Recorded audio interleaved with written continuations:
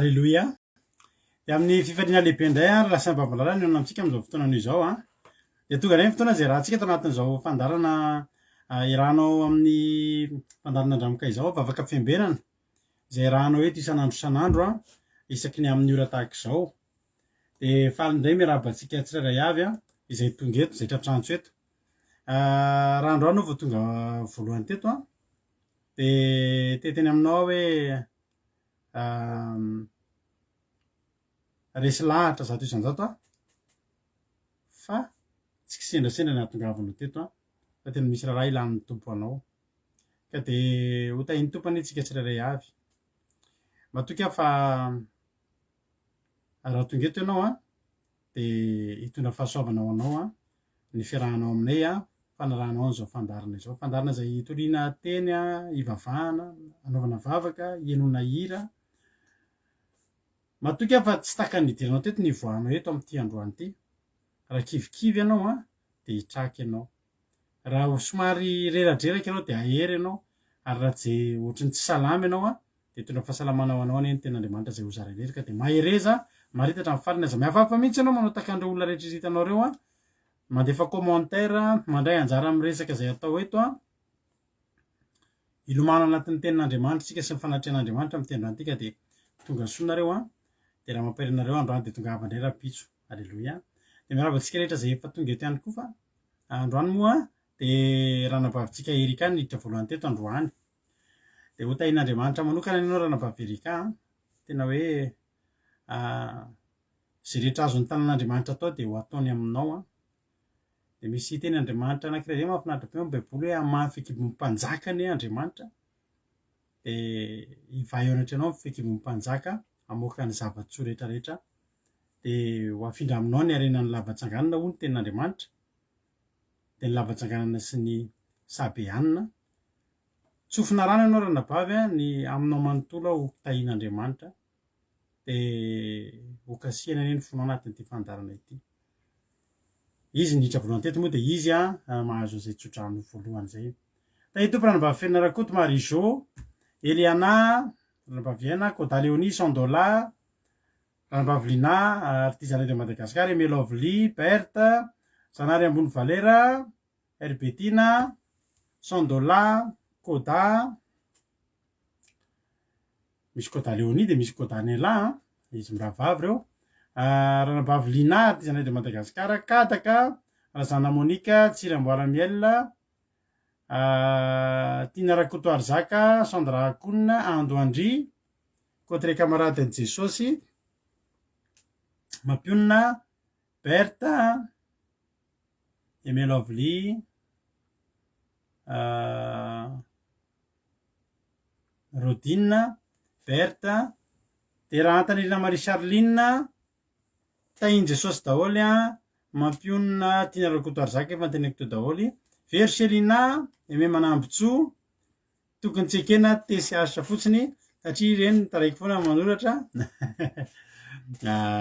Efa teto foana aloha izay foana aloha fanaon'ny ankizy teto hatramin'izay re Herbetina mandefa te izy mandefa izay voasorana fotsiny izay atonga ianarany eo fotsiny aloha ny atao dia afaka manao anao raha bitsa ataonao hanina satria efa izay ny fahazarana teto dia tsy ho vahintsika.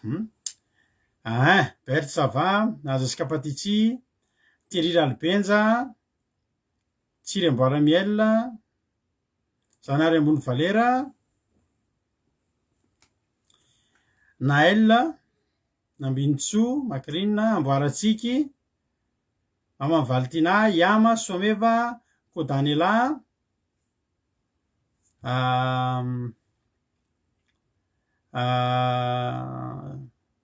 Maniko, Sandola, eo voateniko dolo ihany nge zany rehetrarehetra zany Mamy Sirandry, tahin'ny tompo, dia tahin'ny tompo ihany koa izay daholo eo mbola tsy voatoniko Marizô, dia izay daholo angamba no mbola tsy voateny Mama Valtina, Haingo Indrindra, Andrenasolo, Amboaratsiky, Miandriana, Izy Rodriguez, Herbetina, eny mba fanany antsika eto tsisy tsiny akory ka. Ranabavy moa no mipartager izy vao manoratra, saotra azy sika ny partager. Alléluia. De izy koa mbola tsy voateny teo.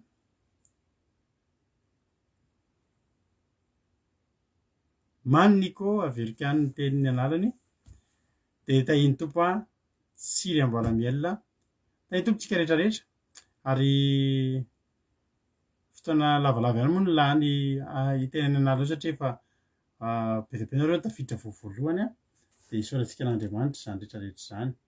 Andao ary tsika hivavaka aloha tsika. Androany hipetraka amintsika eto de Alatojo nivavaka ao amin'ny ametraka ny fotoana am-pelantan'Andriamanitra. De amitina ny toriteny indray fity, toriteny tamin'ny sabata no fitiny eto satria mbola tsy vitany izay. Dia hitondra tenin'Andriamanitra amintsika eto ranavavitsika Selina androany, Vero Selina. De androany hivavaka ho an'ny firenena ranavavitsika Erika. Zay ny fandarantsika eto androany ka de mila ny elantsika hira moa zany rehetrarehetra zany ka andao ary mampandrotsika rahalahintsika tojo amin'izao fotoana izao izy hivavaka fanombohana. Mpamiarahaba-dranabavy misy fity aloha nanabavy lalahy izay mbola tsy nanavaiko teto. Ny tompo Alatojo anao ny fitenenana. Tain'i Jesosy pastera, dia tain'i Jesosy koa tsika rehetrarehetra izay tonga soamatsara amin'izao vavaka fiambenana izao dia araka hivavaka ary tsika. Jesosy io misaotra betsaka fa tonga eto indray anay dia ny tananao mahery mihitsy no nivimbina anay, nisintona anay tamin'ny zavatra rehetra izay nataonay Jesosy dia tena hoe ianao no namory an'ireto zanakanao rehetrarehetra reto Jesosy. Dia tena hoe hiangona eto indray Andriamanitra hiaino ny teninao, anao tahaka ny Maria Jesosy dia ho atongotrao tena hoe hiaino fotsiny indray izay teny avoaka ny vavanao Jesosy satria dia ao aminao dia manan-karena teny ary teny mahamalifaly, teny mpitiavana, teny mitondra hery ho anay, teny manala ny tahotra ao anatinay, teny tena hoe manala ny avizanana, manala ny rehetrarehetra Jesosy, manala ny problème. Dia reto indray anay Jesosy ho avy indray, ho avy satria dia mahafinaritra foana ny eo anilanao Jesosy, eo anilanao no mahatsara anay Jesosy. Tena hoe misaotra satria manana izany fahafahana izany anay miantoraka, miantsampy eo an-tsandrinao mahery. Dia reto anay Jesosy tena hoe kinofehy ny am-pelantananao fandaharana rehetrarehetra dia ny ranao anay Jesosy korihina amin'ny fandaharana rehetrarehetra, ny telefonina ny tsirairay avy izay manatrika eto, amin'ny vatanay rehetrarehetra anadio anay, anadio ny fahotanay, anadio ny momba anay rehetra Jesosy ary dia tena hoe entiko ny connexion kasihan'izany rano izany hipita tsara ny feo, ny sary rehetrarehetra Jesosy dia tena hoe mandeha satria dia ianao ny asa eto Jesosy, arovy amin'ny tananao mahery Jesosy dia hoe ny devoly sy ny asan'ny rehetra tompo-tena etsy anankely tsy hanam-pahefana eto didinay mihitsy amin'ny anaranao mahery le Jesosy tompon'ny sabata, Jesosy mahery noho ny mahery, mpanjaka amin'ny mpanjaka ny ametrahana izany fotoana rehetrarehetra izany dia tena hoe tindreo ny lelany ingany iny fanaonao masina ny anendry ny lelan'ny mpanomponao izay tondra ny toriteny io pastera Melabelatra io nivavaka firenena io zandry fity dia tena hoe ianao ny asa ingany tena hoe aniry atao anatiny indray ny teninao androany Jesosy satria dia mahafinaritra anay mihaino ny teninao Jesosy tena hoe tianay ianao Jesosy, tianay ny momba anao rehetra Jesosy dia tena hoe faly anay manana anao, asambatra anay manana anao dia misaotra masina tianay be. Raha nisy fotoana mivavaka Jesosy io nefa mahasoa anay tegna ianao ny anatanteraka izany famindraam-ponao lehibe sy magaga dia ianao ihany koa ny aniraka ny anjelinao masina. Raha mbola misy olona mety sahirana na mbola misy zavatra tsy maintsy mbola ataony dia ianao ny ambita izany zavatra izany mba ahafahany Jesosy ho tonga soamatsara eto amin'ny fandaharanao dia hihaino ny teninao indray dia misaotra raha masina tiana be voninahitra dia anao, fisandratana dia anao. Halleluia, amen.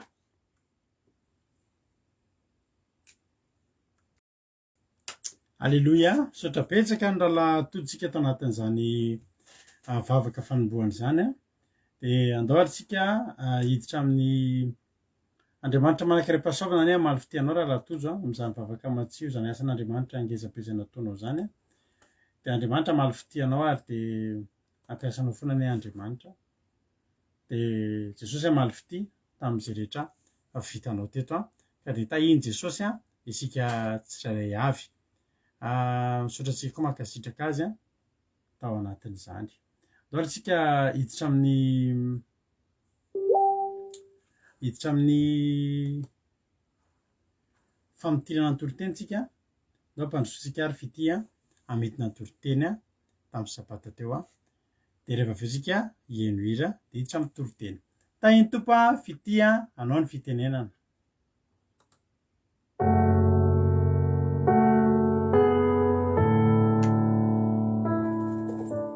Que la paix de Dieu soit avec vous, frères et sœurs. C'est avec grand plaisir que je vous fais aujourd'hui le résumé en français du sermon du vendredi 4 février 2022 qui nous a été partagé par notre sœur Erika. Le verset que nous allons lire se trouve dans 1 Samuel chapitre 9 à 10. Nous n'allons pas tout lire, mais nous allons déjà commencer par lire 1 Samuel chapitre 9 verset 3.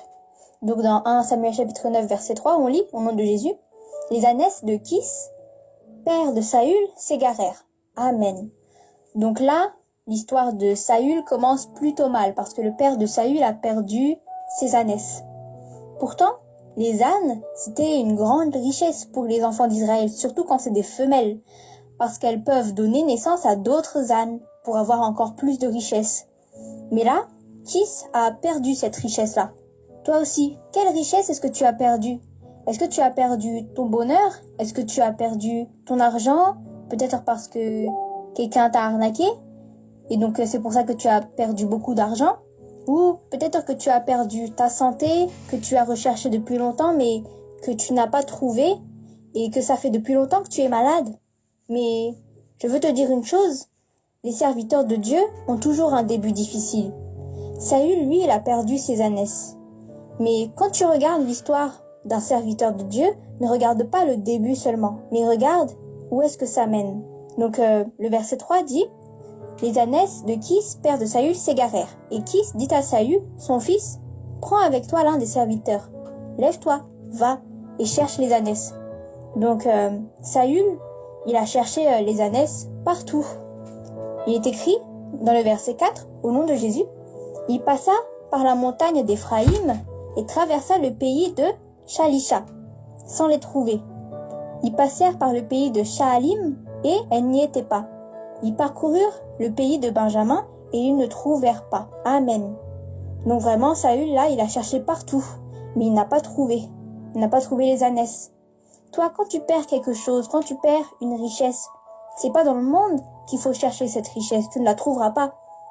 Ici, Saül, il n'a pas trouvé les ânesses et il était découragé. Mais en fait, c'est parce qu'il n'a pas cherché au bon endroit. Donc toi, ne cherche pas les solutions à tes problèmes dans le monde, mais cherche-les en Dieu. Le verset 20 nous dit ensuite, au nom de Jésus: ne t'inquiète pas des ânesses que tu as perdues il y a 3 jours, car elles sont retrouvées. Et pour qui est réservé tout ce qu'il y a de précieux en Israël? N'est-ce pas pour toi et pour toute la maison de ton père? Donc là, Samuel, un serviteur de Dieu, a été envoyé par Dieu pour prophétiser et dire à Saül qu'en fait, les ânesses ont déjà été retrouvées. Alléluia. On va lire le chapitre 10 ensuite. 1 Samuel chapitre 10 verset 1, au nom de Jésus. Samuel prit une fiole d'huile qu'il répandit sur la tête de Saül. Il le baisa et dit: l'Éternel ne t'a-t-il pas oint pour que tu sois le chef de son héritage? Amen. Donc là, Saül a été oint d'huile et on a fait de lui roi d'Israël. C'est pas par hasard que les ânesses de Saül sont perdues. Mais c'est ça que Dieu a utilisé justement pour le faire venir à Samuel et le faire roi d'Israël. Donc c'est pas par hasard que tu arrives sur cette émission. C'est pas par hasard non plus si tu perds quelque chose. Mais c'est le programme de Dieu pour toi. C'est le programme de Dieu pour te faire venir à lui. Parce que le plus souvent, on vient à lui quand il nous manque quelque chose. Ensuite, le chapitre 10 verset 2 nous dit, au nom de Jésus: aujourd'hui, après m'avoir quitté, tu trouveras 2 hommes près du sépulcre de Rachel, sur la frontière de Benjamin, à Seltash. Ils te diront: les ânesses que tu es allé chercher sont retrouvées. Amen. Donc là, Dieu va lui montrer en fait un premier signe. Et ce premier signe, c'est qu'il y aura 2 hommes qui vont venir à Saül pour lui dire que les ânesses ont été retrouvées. Ces 2 hommes, du coup, vont venir à Saül pour lui dire la bonne nouvelle. Et en fait, ces 2 personnes qui annoncent la bonne nouvelle, ce sont aussi Pasteur et Mapioun qui nous disent: ne vous inquiétez pas, il y a une solution à votre problème. Alléluia. On continue avec le verset 3 à 4. De là, tu iras plus loin, et tu arriveras aux chênes de Tabor, où tu seras rencontré par 3 hommes montant vers Dieu à Béthel et portant l'un 3 chevreaux, l'autre 3 gâteaux de pain, et l'autre une outre de vin. Ils te demanderont comment tu te portes, et ils te donneront 2 pains que tu recevras de leurs mains. Amen. Donc après avoir entendu la bonne nouvelle, Saül va rencontrer 3 personnes. Ces 3 personnes, dans nos vies, ça représente Dieu, parce que Dieu, il est 3 personnes en même temps, le Père, le Fils et le Saint-Esprit. Donc, après qu'on nous ait dit que notre problème va être réglé, qu'on va être guéri, Dieu va l'accomplir. Et donc, les choses que ces 3 personnes vont nous apporter, ce sont les bénédictions. C'est nos prières qui vont s'exaucer. Alléluia. On va continuer avec le verset 6 à 7 au nom de Jésus. L'Esprit de l'Éternel te saisira. Tu prophétiseras avec eux et tu seras changé en un autre homme. Lorsque ces signes auront eu pour toi leur accomplissement, fais ce que tu trouveras à faire, car Dieu est avec toi. Donc ça, c'est le 3e signe que Dieu va montrer à Saül. Et en fait, ces 3 signes-là se sont tous accomplis dans le verset 9. Dans le verset 9, on dit, au nom de Jésus, « Dès que Saül eut tourné le dos pour se séparer de Samuel, Dieu lui donna un autre cœur, et tous ces signes s'accomplirent le même jour. » Verset 10, « Lorsqu'ils arrivèrent à Gibéa, voici, une troupe de prophètes vint à sa rencontre. L'Esprit de Dieu le saisit et il prophétisa au milieu d'eux. Amen. » Donc la parole de Dieu, elle s'accomplira toujours. Son programme pour ta vie doit s'accomplir, peu importe ce qu'il veut faire dans ta vie. Et toi, continue toujours d'avancer. Écoute les promesses qu'il te fait. Écoute les bénédictions qu'il te promet et que le Saint-Esprit descende en toi aussi. Donc, Dieu a dit à Saül dans le verset 7, au nom de Jésus, « Lorsque ces signes auront eu pour toi leur accomplissement, fais ce que tu trouveras à faire, car Dieu est avec toi. » Donc, quand Dieu il a déjà changé ton cœur, maintenant tu pleures quand tu pries, tu t'es retiré du péché, tu es devenu une nouvelle personne. Donc à partir de là, faisons ce qu'on peut trouver à faire pour Dieu. Avançons toujours dans notre spiritualité et servons-le. Alléluia. Voilà pour le résumé en français du sermon du vendredi 4 février 2022. Que Dieu vous garde et que Dieu vous bénisse.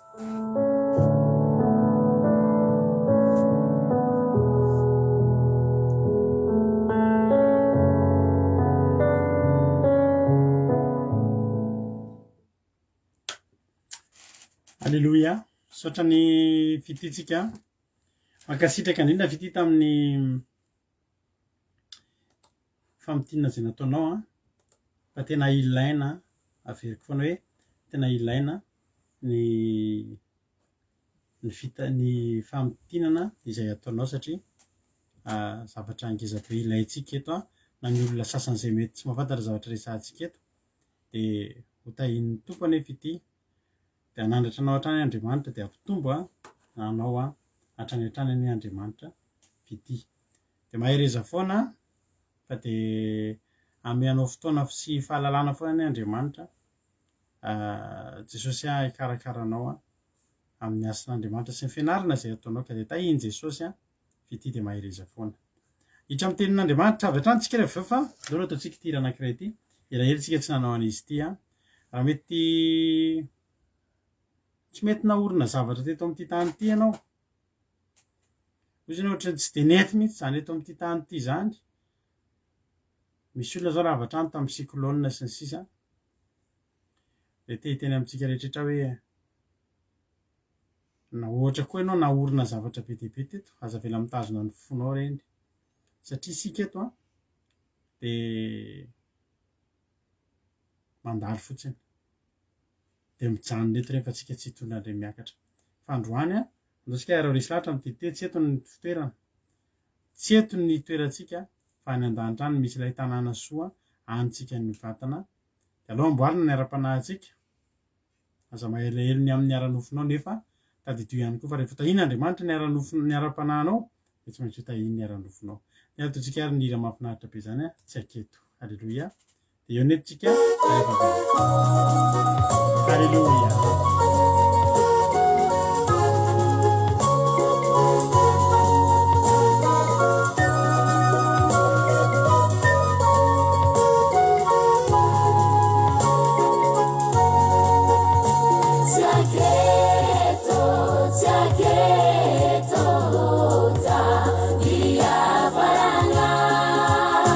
Favor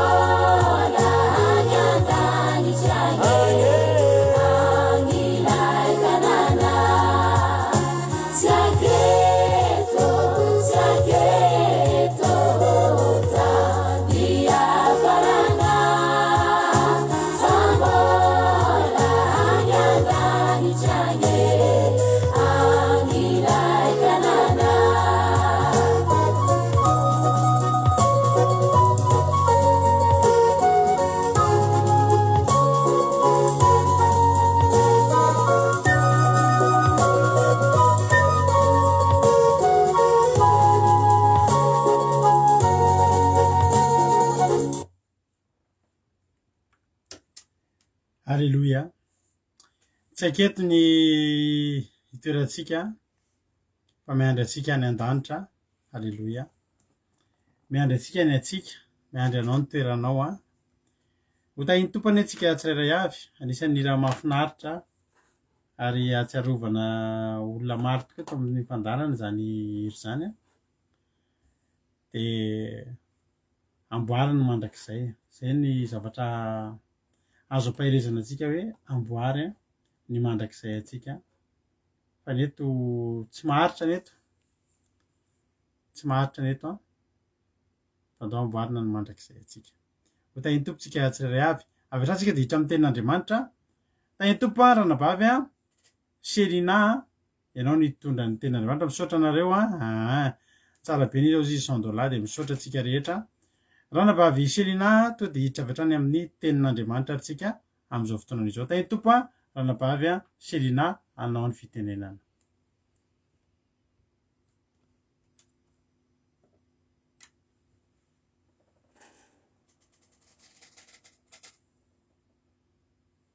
Miandry kely isika azafady a.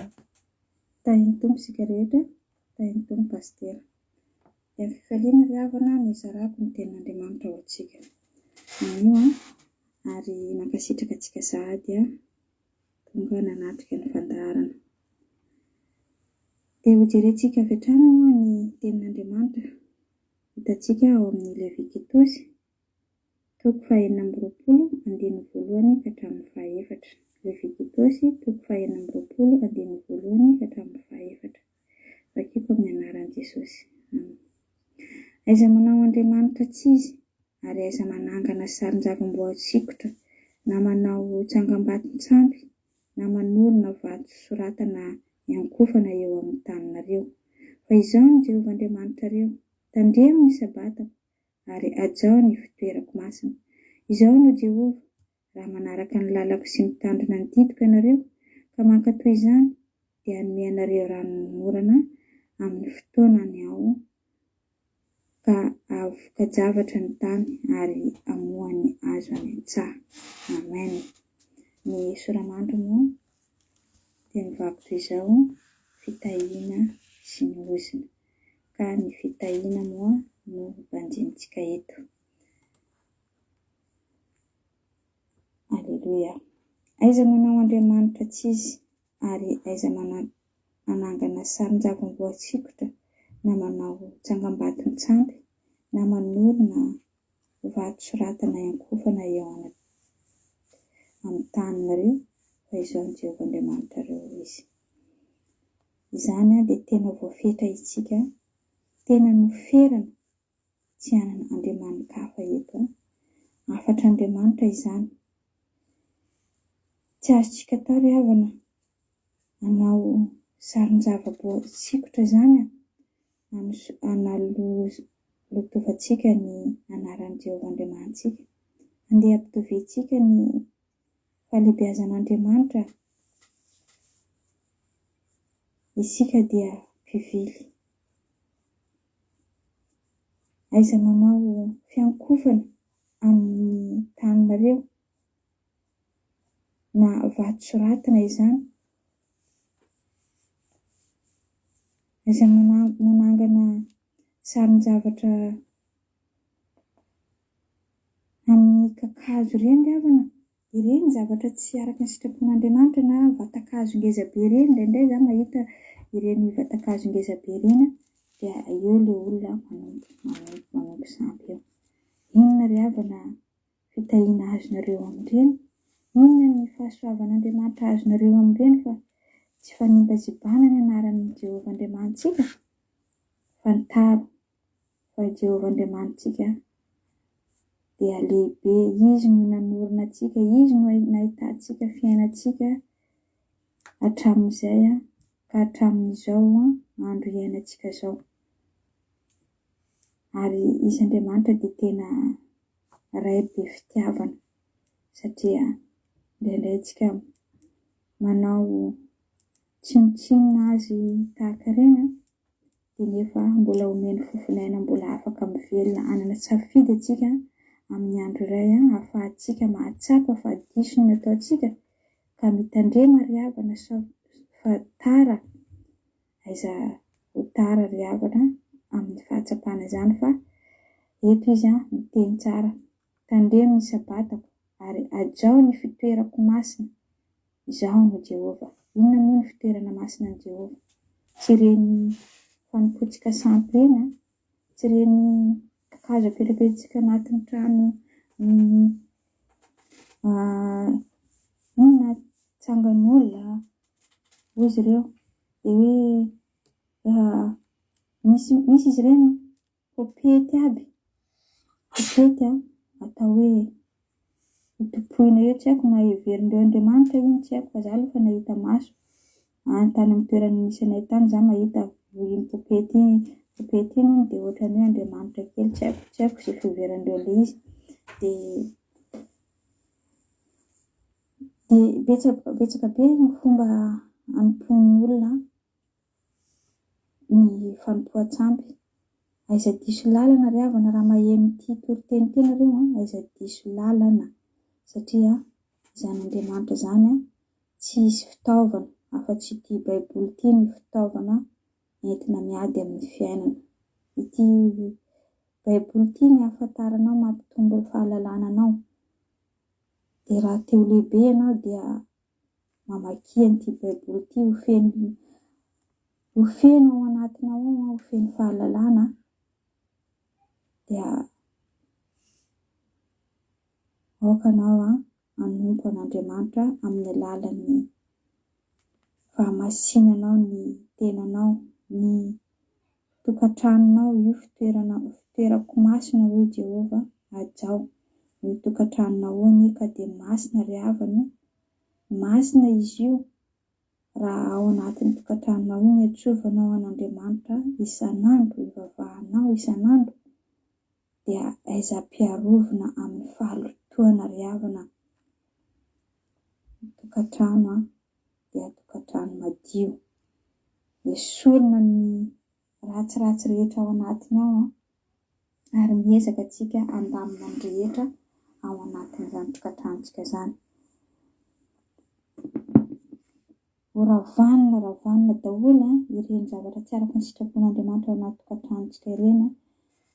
Misy zava-padina anatin'ny fitarihana sakafontsika any, fitarimizana sakafontsika any, esory tao daholo ireny dia aiza manandrakandana an'ireny intsony fa namasinina ny tokantrano ary ireny zava-pisotro ireny tena zava-pady eo anatrehan'Andriamanitra ireny fifofona ireny, aiza mandray ireny intsony ny fianakaviana ao anatin'ny tokantrano fero raha azo atao satria ilaina ny fanamasinana ny tokantranonao. Ny satroka moa ilay manodina ny lohan'olona fa voalohany indrindra zavatra atao eto araka n'ity soratra raisintsika ity dia ny fanamasintsika ny toerana iantsoantsika an'Andriamanitra, ny fitoeran'Andriamanitra. Dia io aloha azontsika indrindra antsika vehivavy azontsika toerina io zavatra iray io. Dia manaraka izay moa izy miteny hoe ny sabata avelako pastera hanazava an'iny satria ny sabata dia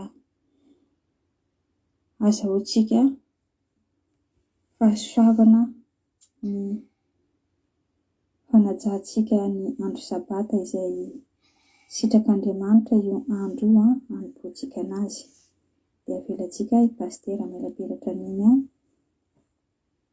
ary eto izy mametraka tsara. Tahaka ny hoe miloka mihitsy izy miteny an'io Andriamanitra hoe izy raha manaraka ny lalako sy mitandrina ny didiko ianareo ka mankatoy izany raha. Zava-dehibe izany hoe raha.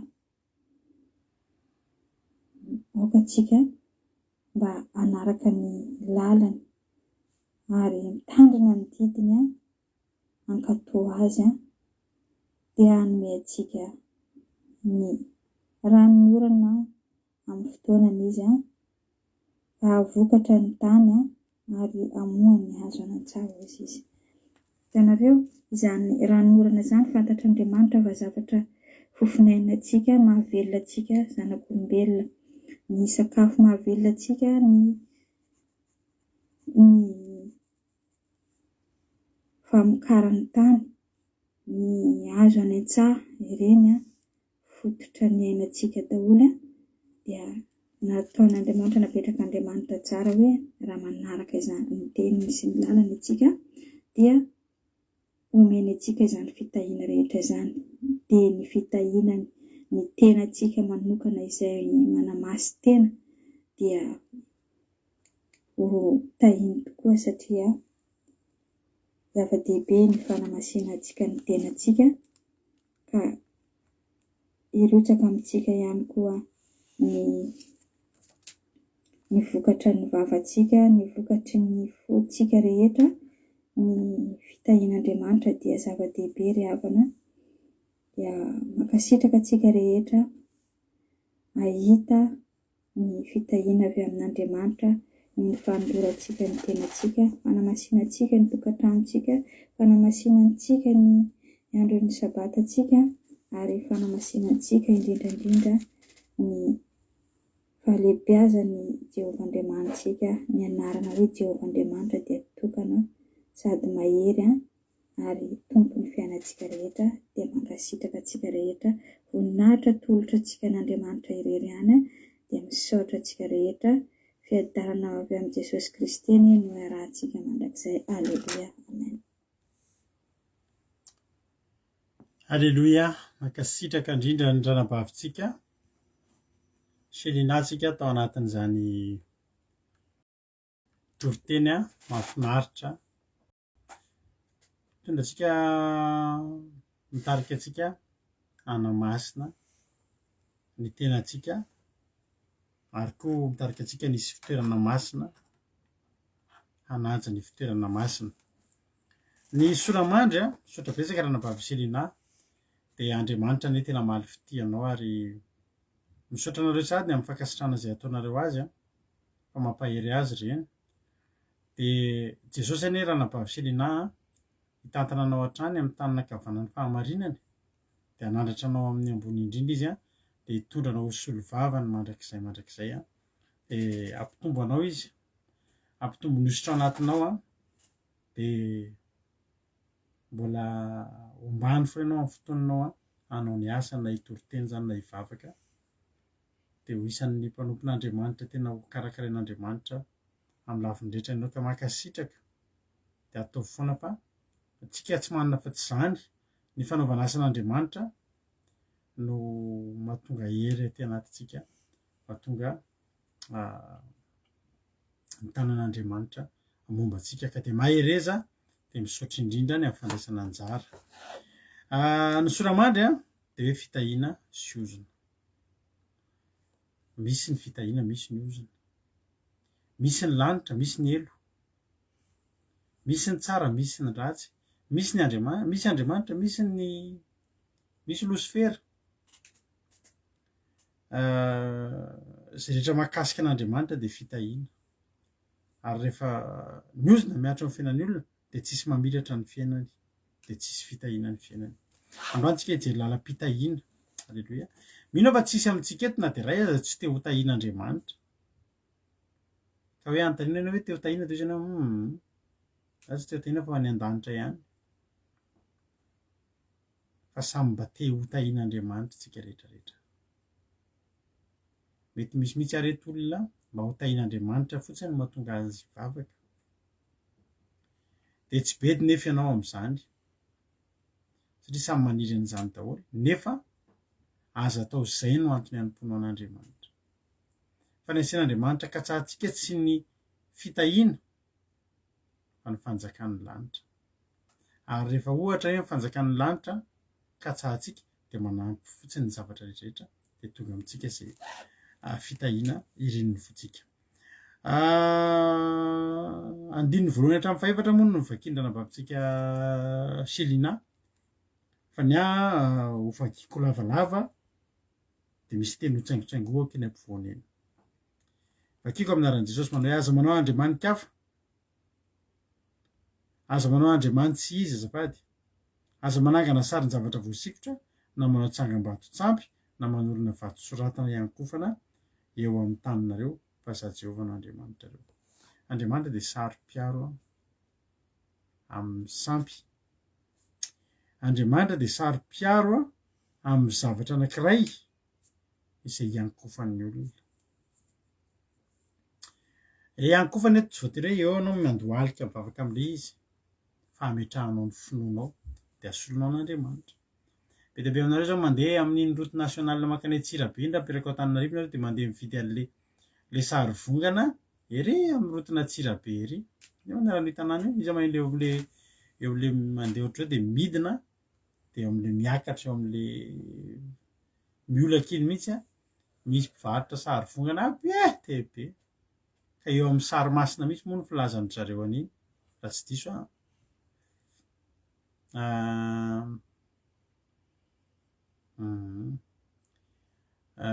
ranabavy Zanahary ambony Valera, maromaro aza ny teny gasy anontanianao tsy fantatrao izany aza dino ny teny gasy.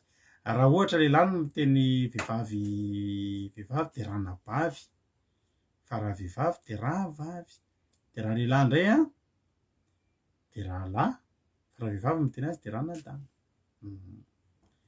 Eo amin'olobe, amin'ololobe eo iny tsy maninona ange ianao manontany io valin'ny menin-dranabavy Albertine io. Dia be dia be ny olona mandeha mividy sary vongana eo dia atao ao an-trano, dia iny dia finaritra ery mijery an'iny. Dia rehefa andeha hivoaka dia teny hoe ary Mario mba-tantany ny dianay, na ry Josefo na ry Piero, tena saro-piaro Andriamanitra. Tena amin'ny tena antsika fa anisan'ny zavatra tena mahasaro-piaro an'Andriamanitra ny fanompoan-tsampy, ny fanankalozana an'Andriamanitra amina andriamanikafa. Raha ao an-tranonao amin'izao fotoana izao misy an'ireny sary vongana, misy tranonareo zao misy an'ireny sary vongana sarin'ny Bouddha ilay be kibo be ireny mipetraka ohatran'ny sakafo be ireny. Misy tranon'olona nivavahana izay manana olona be raha matoa dia nentinam-bavaka izay, fa manomboka eo amin'ny vavahadiny anankiroa, eo amin'ny rindrina vavahady ino moa izany le pilier an'ilay vavahady anankiroa dia sarina Bouddha, dia isaky ny tamboho feno Bouddha, hatrany anaty trano ka hatramin'ny chandelier ao an-trano ka hatramin'ina Bouddha. Sinoa mantsy ny vadiny ary tena hivavahana ilay izy. Firy aminareo mbola mety manana an'ireny sary vongana ireny dia miteny hoe ry Mario, ry Marie renin'i Jesosy io, taio zahay, tadidio, tsy mitondra fitahiana ireny, tsy mitondra fitahiana ireny fa mitondra ozana. Aza manao andriamanitra izy ary aza manangana sarin'ny zavatra voasikotra, na manao tsangam-bato tsampy, na manorina vato soratana iankofana amin'ny taninareo, fa izany Jehovah Andriamanitra reo tsisy ilana an'ireny rehetrarehetra ireny. Tsangatsangam-bato, zavajavatra zao malaza be mihitsiny le bracelet misy le bracelet kely vakambakana kely anay moa ny patron anay de manao an'ireny fanapotsampy be mihitsy satria reny mantsy malaza be zao hoe mitondra fahasoavana mampahomby manokatra lalana de manao an'ireny daholo ny olona ny an'ny patron anay anankitelo mihitsy ny azy amin'ny patron anay tena manompo sampy vazaha manompo sampy tena le mino raha manana an'ireny no de ario raha tianao ny ara-dalàna amin'Andriamanitra raha tianao no tahian'Andriamanitra ario ireny nisy ny teny zao hoe ataovy amin'ity be da be zao ny mpanakanto na olona miandraikitra resaka politika na zavatra ohatr'izany de manao an'ireny ndraindray izy bracelet menamena ndraindray izy bracelet ohatra vakambakana zay na atao ety collier vakambakana zay reny zavatra ireny de tsy mividiana teny amin'ny mpivarotra fotsiny fa mialohan'ny varotana an'ireny ry havana de fa nozonina reny zavatra ireny nasiana hery de ny mpitaiza reny le mpitaiza volona reny le tantarabe reny ay misy an'izany kitana ambony zany koa maro moa nareo eto no amin'izay atoko-pivavahana zay fa ny tiako tenenareo reny zao raha vao zavatra mihitsy ny asolontsika an'Andriamanitra de mitondra oziny efa niresaka an'izany moa tsika voaingana fa na inona mihitsy asolon'olona ny toeran'Andriamanitra reny mitondra fitahiana reny mitondra fiarovana ity mitondra ohatr'izao de mitondra oziny reny fa tsy mitondra fitahiana androany za te teny amintsika hoe saro-piaro Andriamanitra mijery atsika raha tianao ny anana an'Andriamanitra de atsaro ny Andriamanitra izy zay endrika Andriamanitra izy rehetrarehetra misy olona mitahiry zavatra any devoly izy efa mivava fa mbola ao ihany ataony souvenir le zavatra taloha reny eto mba souvenir ario hiala ao an-tranonao fa tsy mitondra fahasoavana ao ndray andro zay nividy haingo-trano abazoro de io abazoro io vita amina hazo ohatrany hafa hazo menamena ohatra fa matopatotra fa ka izy ohatrany nahafinaritra ana ohatrany hoe mba haingo-trano de nividiana abazoro moa de atao eo an-dofandriana fa tamin'ny alina mbola natory mbola tsy natoroka fa le rendremana iny de sendra nijery ohatray de le avy eo amin'le abazoro misy nanofy ratsy be zany to de nitsangana tonga de nariko teo no eo mihitsy ny nanariko an'isany tokotany de nahita tory amin'izay tena ninona mety tsy voatery sarivongana mety misy aminareo toy nandeha nijery an'ireny mpijery karatra ireny de nameny taratasy misy soratsoratra de vakivakianareo iny taratasy soratsoratra iny de dory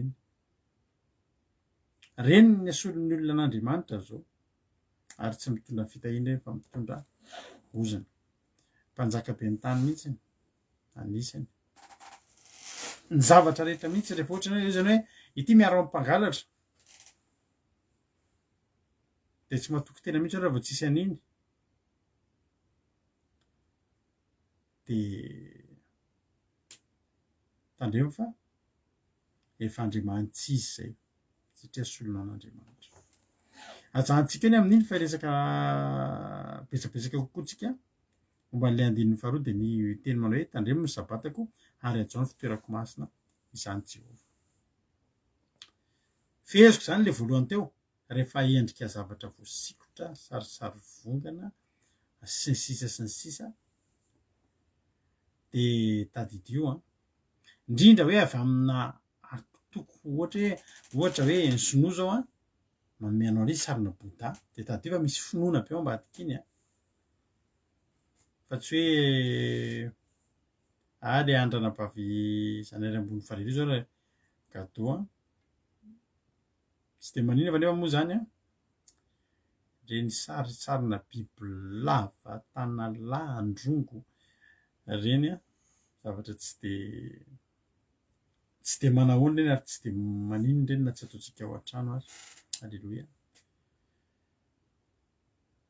andramasory nge ao amin'ny tranonao izy de jery raha misy fiovanao ny fiainanao ary na zay ny atsapanao fa iny mitondra blocage teo amin'ny fiainanao andininy faharoa zao tsika moa ten'Andriamanitra manao hoe tandremo ny sabatako ary ajao ny fitoerako masina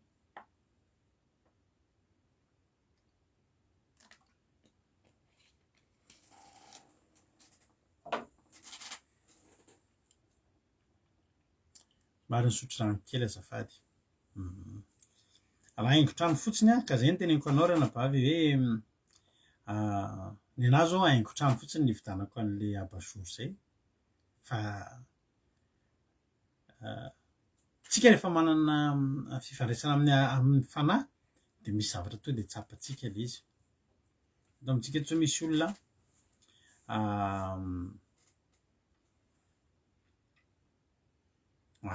kezany izy abajour kely ngamontsika de tsy manao haingo-trano zare tiako tenenina reny le ohatra hoe sarisarina Andriamanitra kely ohatra hoe sarina bouddha de sarina zavatra ohatr'ireny e fa raha haingo-trano abajour misy soga apetaka fekely zany sao hoe de ho ariana tranontsika mila asiana haingony a na sarina biby ary tsy maninona fa raha ohatra hoe avy tamina olona resaka ohatra zao hoe avy tamina hitanao hoe tsy olona ary zavaka nareo an'izany ohatra zao hoe sinoa mihitsy nanome anao an'le sarina bouddha kely de iny Andriamanitra iny amin'zareo iny zany zao a de tsy tokony gardetsika ao atokantranotsika indrindra raha vo zavatra ametrahanao ny fitokisanao hoe ity hony a manala asy mato an-trano ohatra ny sokatra hony a miaro amin'ny varatra ohatr'zay miaro amin'ny mosavy zay zany zao izy de efa izy zany zao hoe efa Andriamanitra izy daholo zany iza moa ny afaka hiarontsika amin'ny varatra Andriamanitra iza ny hiarontsika amin'ny mosavy ny anjeliny Jehova miasa nge raha fa tsy atao hoe atao ahoana zay le izy ny angatahako aminareo de zao ny tsika eto zavatra tenenareo rehetra de izao toetra avokoa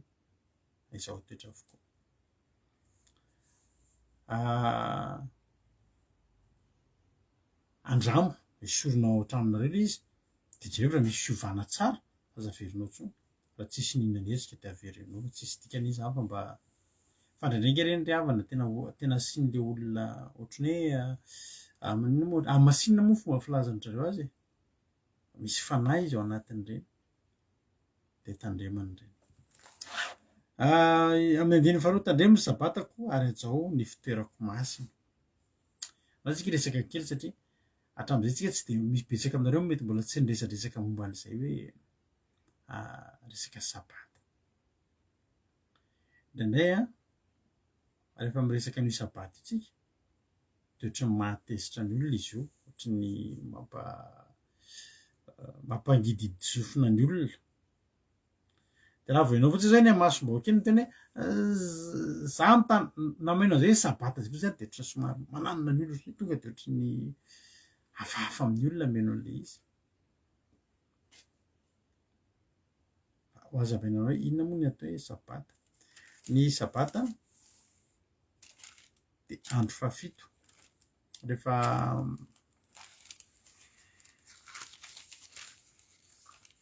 ijery genesis indray tsika zao fa le rovotra indray ny genesis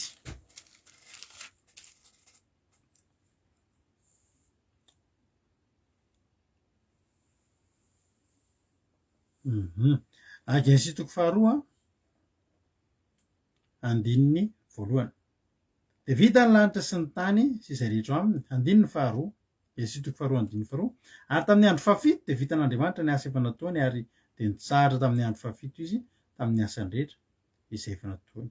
Ary Andriamanitra ny tany andro fahafito sy nanamasina azy satria tamin'izany nitsaran'Andriamanitra tamin'ny asany rehetra izay noforoniny tamin'ny nanaovany azy. Tany am-pamoronana zany Andriamanitra de fa nanamasina ny andro sabata. Ny andro sabata, ny andro fahafito de andro sabotsy. Na zany hoe tsy feno hoe sabata, sabotsy fa tsy alahady. Misy olona zao tatato lasa alaim-panahy de miteny hoe andro fahafito andro alahady. De eto am'izao tontolo zao aloha tsy diso zay.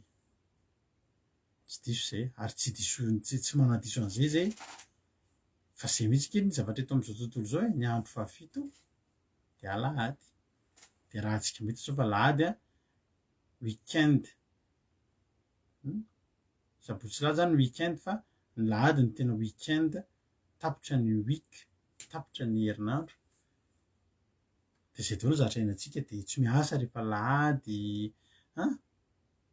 Iza zao no namorona an'izany hozy nareo? Tsy Andriamanitra aloha. Tsy Andriamanitra. Andriamanitra de namorona ny andro fahafito.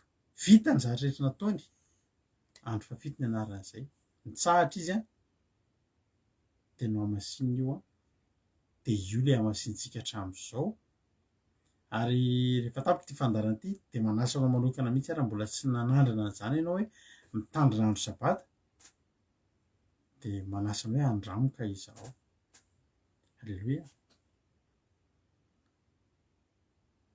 Ny andro fahafito tsy andro alahady fa nataon'izao tontolo zao ho andro alahady. Misy empereur zay hoe Constantin, zay no namorona voalohany ary nametraka tao anaty lalàna fa ny alahady no atao andro fitsarana. Constantin fa tsy hay Jehova. Fa Jehova nanao hoe inona? Jehova nanao ny andro sabata ho fitsarana. Amin'ny taona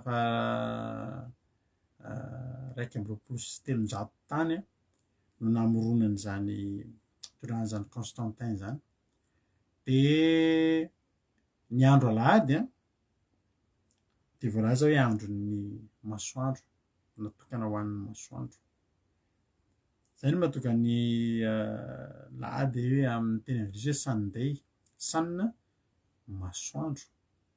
Aminareo any Allemagne zao tsiko na zay fanaovana azy Sonntag rehefa avy amin'ny hoe andron'ny masoandro.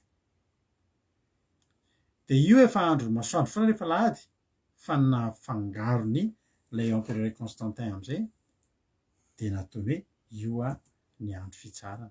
De nanomboka tamin'izany de nanomboka novaina am'izay.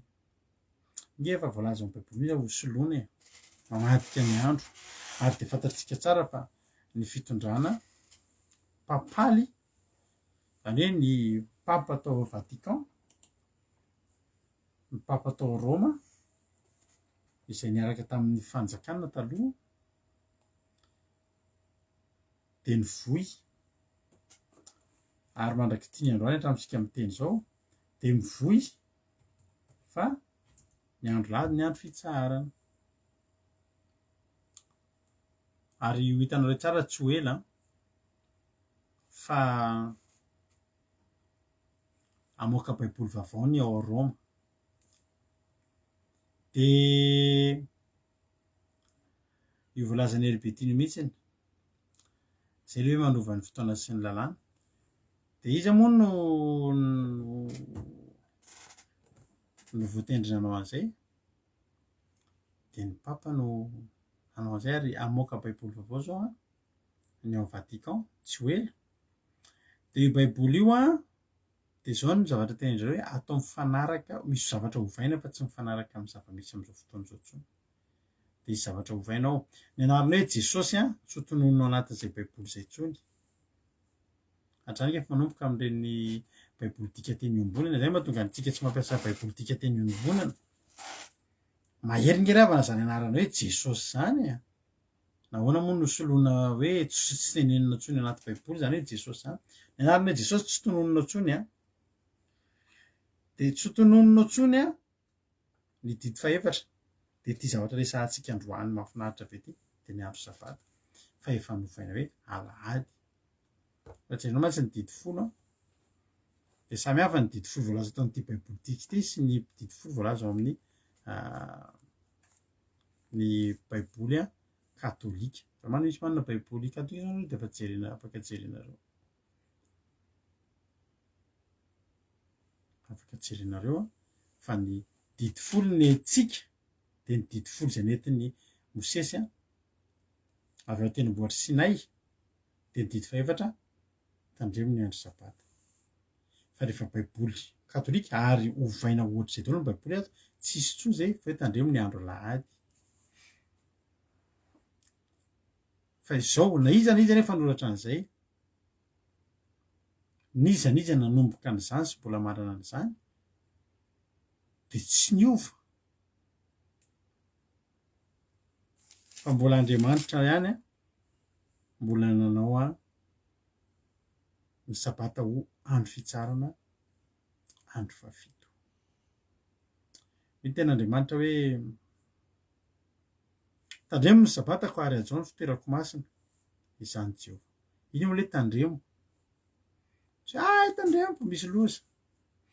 Fa tandreman'izany a mitandrina, manao azo ho zavatsarobidy, manao azo ho zava-dehibe ary misy mariazy ho ataontsika tsy ho ela de mazava ho azy fa ny mariazy eto amintsika de tsy ho atao sabotsy ohatry ny olona mihitsy satria ny sabotsy a ao amin'ny baiboly de tsy nandehanana fanaovana mariazy na fandehanana excursion na fandehanana manino fa andro fitsarana, andro fitsarana.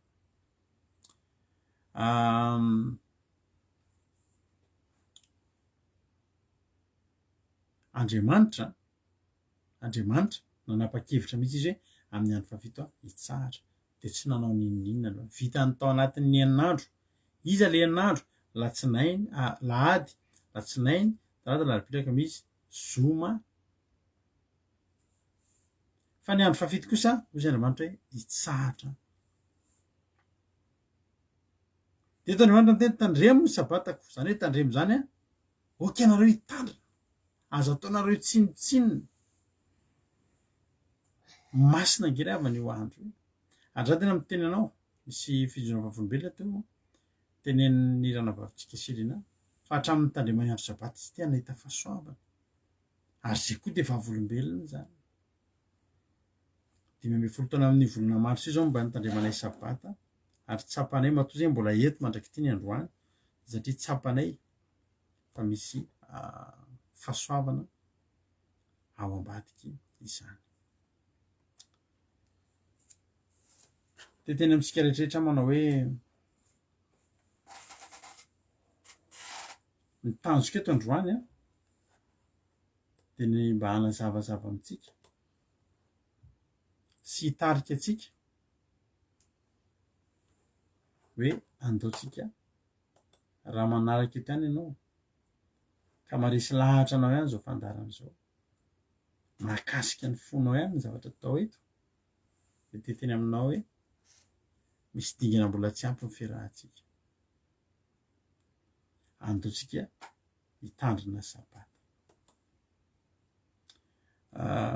Mara-pisotroky rano kely aloha de anjao ataontsika tirity aloha vetivety a de ao anatin'ny tirity tsika miverina etany avy eo a mamelabelatra aminao a ny tenin'Andriamanitra. Andao aloha asitsika hira kely anankiray aniran'elanantsika azy de iverina tsika avy eo resaka momba an'io sabata io a zao de zao ihany. Ndao ary mino finaritra aloha tsika rehetrarehetra azy.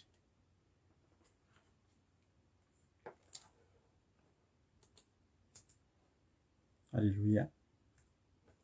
Eo ary.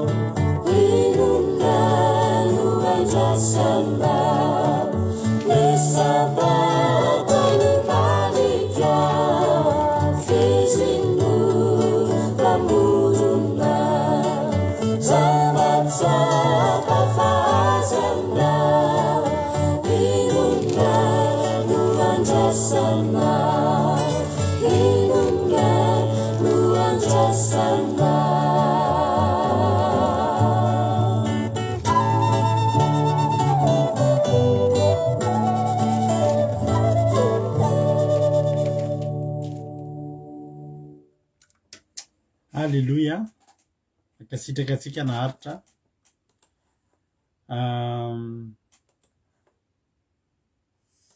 araka ny teneniko anao teo dia tsy andro fotsiny io resaka andro sabato io ry havana fa tena tantaram-pitiavana izy io, tena tantaram-pitiavana izy io. Hitanao rendez-vous anankiray anisan'ny tena sarobidy indrindra io andro sabato io. Ahoana mahatonga ana mitenanao amin'izany? Tsika rehetra zao miasa mandritry ny anemana. Ny zava-mahafinaritra ary tena teneniko anao mihitsiny hoe mba tiako zaraina aminao ny fahasambarany amin'ny tandrona ny sabata amin'ny fiainana andavanandro dia zao: sabaty zay efa mitsahatra mideran'Andriamanitra, tsy mivoaka ato an-trano zay fa tena mideran'Andriamanitra, mivavaka, manao fiderana. Reny rahantsika ireny mantsy manomboka amin'ny rora sasany sy amin'ny roa reny tsika, tsy reny ihany ny fotoanana eto fa manomboka vao maraintsika rehefa sabata dia efa misy fandarana izy mirahalahy Jonatana sy Ralatonjo. Dia aorianan'iny zay manao commencement miaraka ao anatin'ny groupe, izany hoe mideran'Andriamanitra miakohaka. Mahafinaritra raha mba te hanandrana an'izany no mba teneno azy zay. Dia avy eo moa ny atoandro tsika manao fandarana iny, ny hariva zay mbola mideran'Andriamanitra. Ary malemy sara ka misy fotoana zay amin'ny valo sasany alina vao tafasaraka zay ato amin'ny groupe, tsara fantatrareo zany. Tsy antery, zany tsy atery tsy maintsy etsika fa raha tsy zany le izy mihitsy mamy ary zavatra mahafinaritra satria zao tontolo zao efa nametraka ny lahady ho fitsarana de automatiquement koa zay a mitsahatra ho azy kokoa izy moa de makaina nge zany roa andro zay rehefa lady a mitsahatra ny vatana makaina rehefa sabatsy zay mitsahatra ny ara-panahy mitsahatra amy fanahy hoy tena Andriamanitra hoe terenisaraka mihitsy ary madana amizay karakarao raha misefa sao de mampiady mivady a fa de mamy hoy tena hoe tandremo sabatako arajiao ny fitoerako masina izany Jehovah mametraka fitoerana masina Jehovah mandritry ny enemana Jehovah tao amy Genesis a tsy mipetraka izy fa naninona izy nandeha nanao ny zany asa rehetrarehetra nanao ny lanitra sy ny tany sy zay rehetra eo anatiny nanao atsika olona fa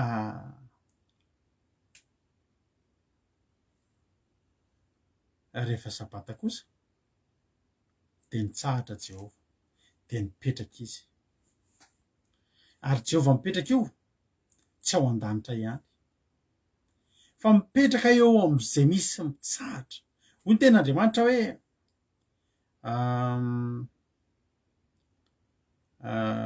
ten'Andriamanitra Exodus ohatra jerentsika Ezekiel sika jery Ezekiel zao aloha adao hijery Exodus tsika aloha Exodus 25 aloha jerentsika nge tsika hijery Exodus 5:20 Exodus 5:20 de ny favalo hoy tena Andriamanitra ary asovy manao fitoerana masina ho ahy izy de onona eo aminy a araka izay asehoko aminao de ny endriky ny taberna kely sy ny endriky ny fanaka rehetra momba azy de araka izany nanaovanao azy le andininy favalo no tazomintsika hoe ary asevy manao fitoerana masina ho ahy izy de onona eo aminy a Jehovah Andriamanitra ry havana malala rehefa sabata de mitsahatra izy de mipetraka izy ary rehefa mipetraka izy a de tsy ao an-danitra rehetra misy azy fa eo am'izay rehetra manisy fitoerana ho azy ary zay mahatonga n'Andriamanitra ny teny tamin'ny Leviticus teo hoe tandremo ny sabatako ary ajao ny fitoerako masina zany Jehovah ny fanajana ny sabata de fanajana fanomezana fitoerana ho an'Andriamanitra zany mahatonga atsika hitandrina sabata tsy makitsenatsentsika ny hitandrina sabata akoatran'ny olona misy akizy zao tsy afa manoatra sady miasa izy mitandrina andro sabata tsy afaka mitsahatra izy atao hoana mory havana miasa man'olona ianao atao hoana moa any tany lavitra ny amy tany arabo fa ny tsara indrindra ary mangatangy ianao hoe za hoe Jesosy mba te hanandrana an'izany fa ho hitanao tsara ny andamin'Andriamanitra ny programa eo fa lasa misy zavatra tokony ataonao lasa tsy ataonao amy sabata de raha tonga am'izay fotoana izay ianao de mandefa saim-piamiko za mba hanaraka an'le commencement iaraka aminareo hoe fa nalamin'Andriamanitra fotoanao zany ary tian'Andriamanitra ianao mba hanandrana an'izany ten'Andriamanitra ny tena tandremo ny sabatako le tandremana averiko any tsy tandremo fa le tandremo mitandrina le mitandrina zany a manao azy atsakany sy andavany inona moa le atsakany sy andavany zava-mahafinaritra mitsahatra amin'ny asa rehetrarehetra mitsahatra takan'Andriamanitra mitsahatra ary rendez-vous sarobidy be io satria maninona eo Andriamanitra mitsahatra mipetraka ary rehefa mipetraka Andriamanitra ohatry ny ohatra akaiky anareo ameko anareo ty za zao mananjanaka efatra ny zanako rehefa andavanandro a de voafetra ihany ny fotoana ilalaovako am'ireo zanako reo le zanako roa lahy kely rey masy tena mitolotolo lamako misy kilalao anay zay fa ataonay isan'andro de efa fantatr'izy mihitsy hoe manao an'le izy nefa rehefa amin'ny andavanandro a avy miasa ianao a de tonga de mihinana goûter kely aloha de milalao an'izy roalahy de nefa aoriana zay tsy maintsy misy zavatra atao anomana fandaharana ary fantatry le zanak'iraro mihitsy de na de milalao be eo ary de fantatry izy roalahy de miteny dada hoe zay a andeha hanomana fandaharana na andeha hanao zavatra de efa fantany tsy anazy fa nareo aza mba rehefa lahady be da be aminareo mandefa mesazy anahako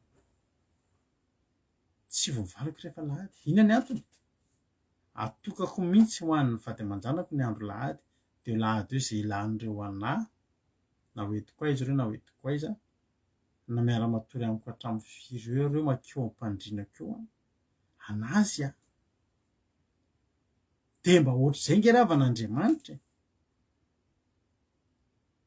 Andriamanitra mitsahatra amin'io andro io manamasina an'io andro io ohatrany hoe anatin'ny herinandro tsika mivavaka foana eto isan-kerinandro ao anatin'ny herinandro tsika efi-dety foana ny mivavaka tsy afaka ilaza sika tsisy fanatrehan'Andriamanitra eto fa za mbola teteny aminao fa mbola afo zany fanatrehan'Andriamanitra rehefa sabata satria manino rendez-vous nge io ry havany rendez-vous nomen'Andriamanitra nge ry havany io sabata io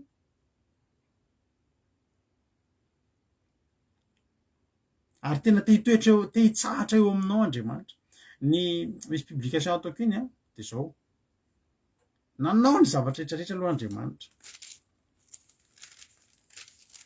kejerentsika mihitsy any amin'ny Genesis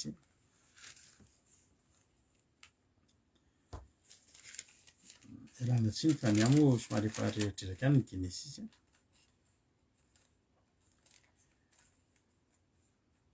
nanao aloha Andriamanitra nasiany endriny aloha ny tany de nasiany mazava de nasiany maizana ary mahatonga antsika mitandrina sabata hoe raha pitsotra zao tsika efa anaty commencement amin'Andriamanitra nanaovan'Andriamanitra ny andro anankiray de io any amin'ny Genesis toko voalohany de ny faefatra io ary hitan'Andriamanitra fa tsara mazava nampisaran'Andriamanitra mazava sy maizy da Andriamanitra nanao ny mazava hoe andro ary ny maizina natony hoe alina de nisy ny hariva ary nisy maraina andro voalohany zany ny fitomboan'ny andro anankiray tsy ohatran'izao etrentsika zao hoe manomboka ny latsinainy maraina miposaka ny andro toy izany hoe io fa tonga ny latsinainy maraina fa latsinainy alina ny voalohany zany hoe lahady alina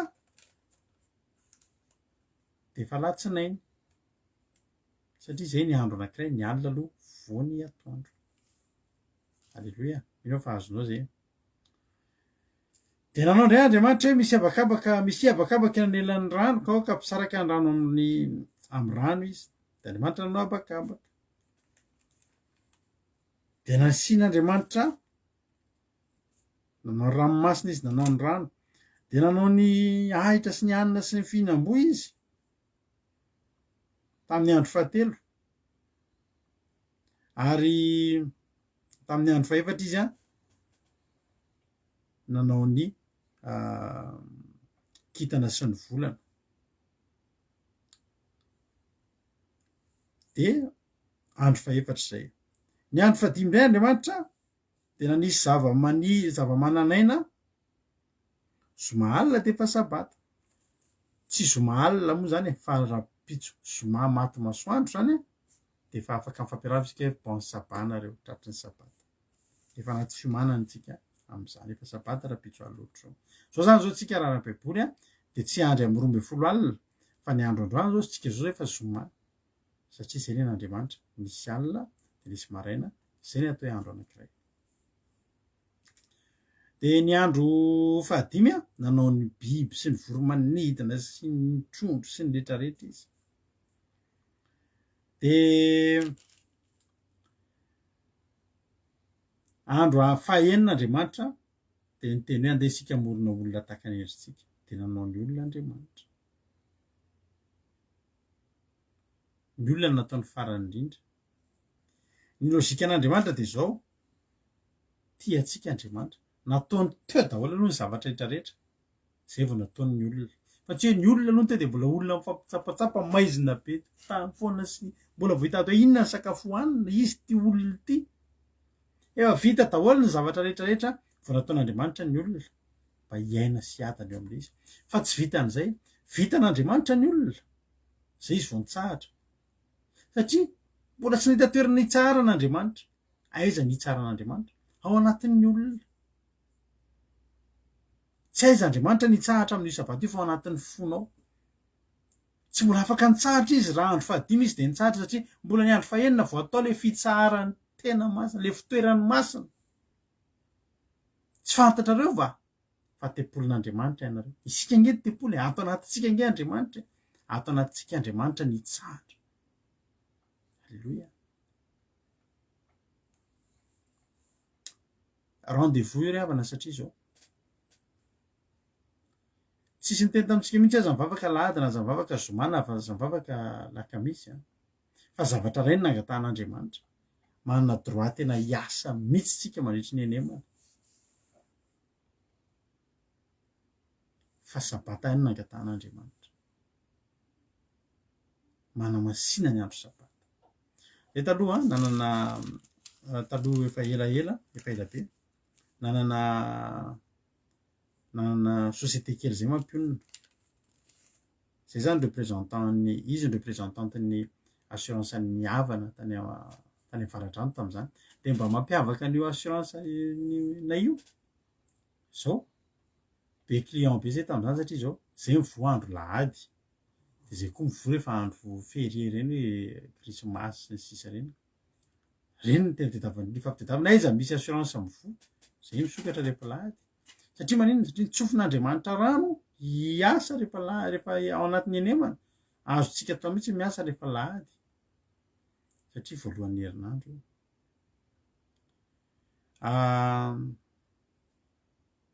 Fa ny sabatany nataona fa maninona ary? Hoy Andriamanitra hoe fantatr'Andriamanitra kely avana ny zavatra hitranga ty arina. Miaratsiny aminareo fa mety hanohana anareo ty teneniko ty nefa ny ataoko ahoana moa fa zavatra marina voaingantsika ny tory aloha toriana ny marina sao ampangidy sofina atsika. Tsy ratsy angery havana ny hoe mivavaka lahady na mivavaka zoma na mivavaka lakamisy. Fa ny ratsy ny tsy mivavaka sabata. Satria zao io no nitenen'Andriamanitra ary raha mandinika ianao io zao ny ezahan'ny olona toerina amin'izao fotoana zao dia amoahana karazana zavatra tsy sabata zany e. Mba jereva amin'ny dictionnaire hoe sabata sy ny sabotsy.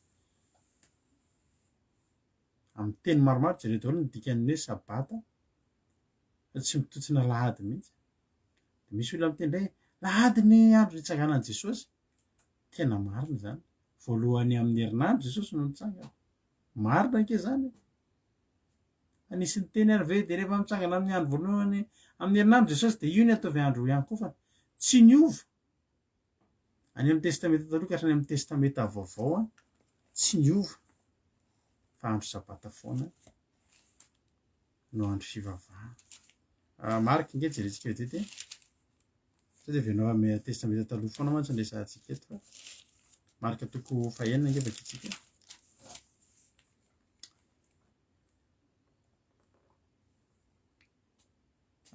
Marika toko fahenina andiny voalohany. Any niala teo izy amin'ny anaran'i Jesosy. Any niala teo izy ka tonga tany amin'ny taniny sady nanaraka azy ny mpianany.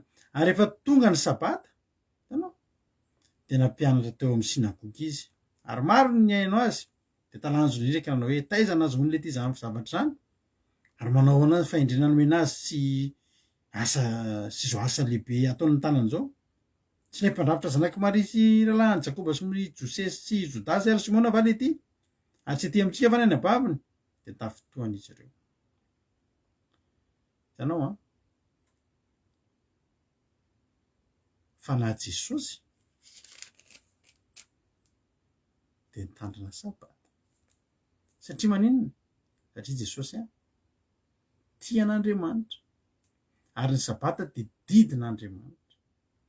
Tsy atao fotsiny satria tiana, tsy satria mahafinaritra, satria tsisy atao zay rehefa sabata.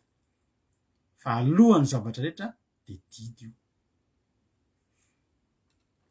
Ary raha miohatra amin'ny didy rehetra rehetra, Andriamanitra ny tsy be didy indrindra.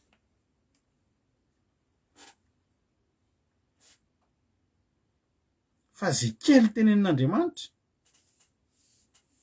dia tiany olona hevitra foana. Any amin'ny Luc mbola misy koa ny amin'ny lika vita be moa e.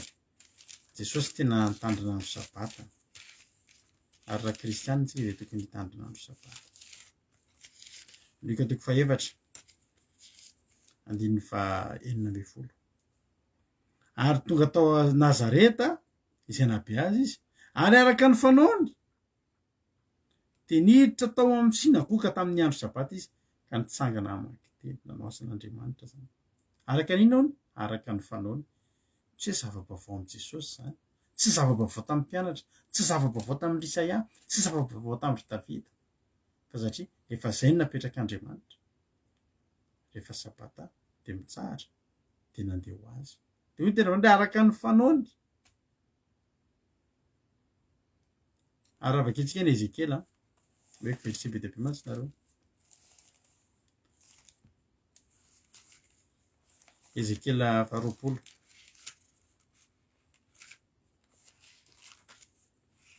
Ezekiela 20 nge vakintsika andininy roa ambin'ny folo ohatra. Zao ny tenin'Andriamanitra. Andininy fahafolo ka hatramin'ny faharoa ambin'ny folo nge vakintsika Ezekiela 20:10-12. Koa dia netiko nivoaka avy tany amin'ny tany Egypta izy ka netiko tany anefitra dia nomeko azy ny didiko ary nampahafantarako azy ny fitsipiko izay mahavelona ny olona manaraka izany. Ny fitandremana didin'Andriamanitra mahavelona fa tsy mahafaty. Ary teneniko anao fa fitandremana didin'Andriamanitra mahavelona ny ohatr'izao. Kasika ny nofo io tsy ny ara-panahy io. Andininy faharoa ambin'ny folo ary nomeko azy koa ny sabatako ho famantarana ho amiko sy aminy. Ao fantatra fa zany Jehovah no manamasina azy. Mba ho famantarana.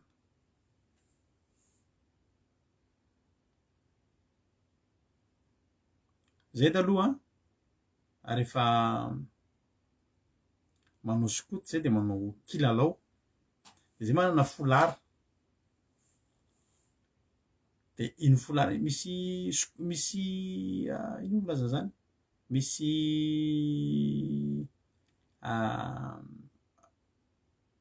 vondrona be dia be ny skoty. Dia ohatra hoe vondrona ohatra zao hoe vondrona avy any Koweït dia vondrona avy aty Frantsa dia vondrona dia samy manana ny lokon'ny folarany. Iny folara iny ahafantarana hoe ay nareo kay ao amin'ny zao taloha kiady dia tsy haiko raha misy sendra mahita an'izao fandahaza zao kiady taloha dia radama, misy hoe kiady hoe fikirizana, misy hoe misy be dia be dia nay radama dia ahafantarana anay folara mavokely sy mainty zay. Iny ny famantarana. Rehefa manao kilalao dia mikontra, mifaninana dia tena mahafinaritra ny kilalao. Dia iny ny ahafantarana ay le folara menamena sy mavokely sy mainty io radama io ery ohatr'izao.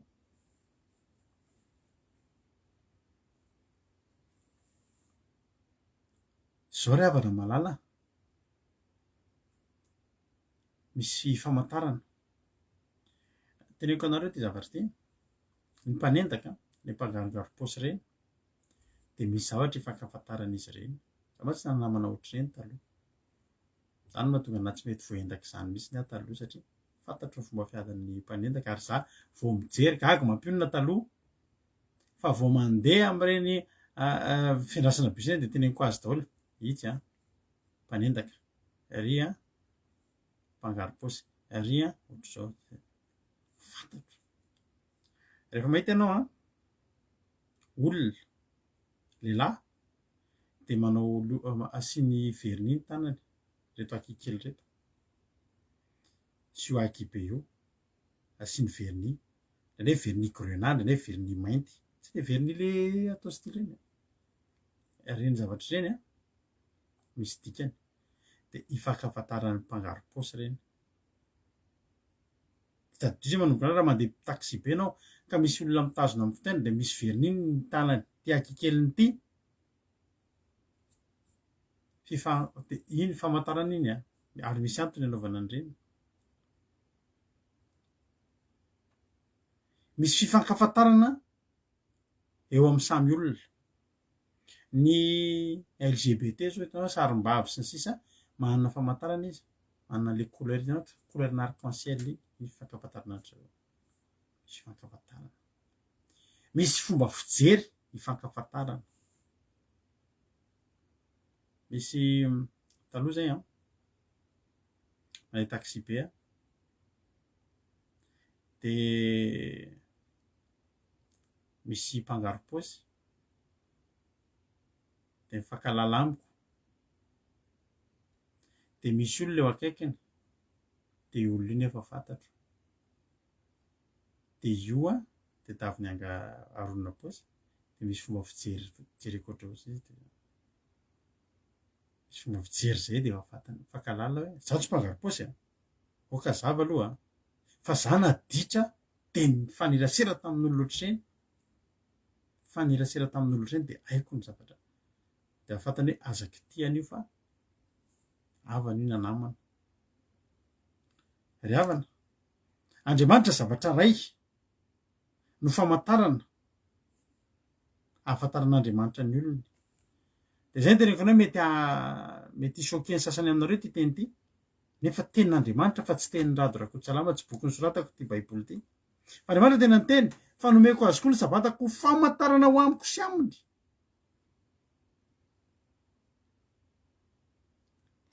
Tsisy présentation ilaina hoe za zany rado ary fetra de tena anao Andriamanitra sy ny sisa. Tsy mila miteny, tsisy fotoana itenenana fa niresiko fotsiny ve ny sabata izay fifankafatarana amiko sy Andriamanitra. Alleluia. Andininy faharoapolo nge raha vakitsika ny ten'Andriamanitra hoe ary manamasina ny sabatako mba ho famantarana ho amiko sy aminareo de fantatreo fa zany Jehovah Andriamanitra reo. Manamasina.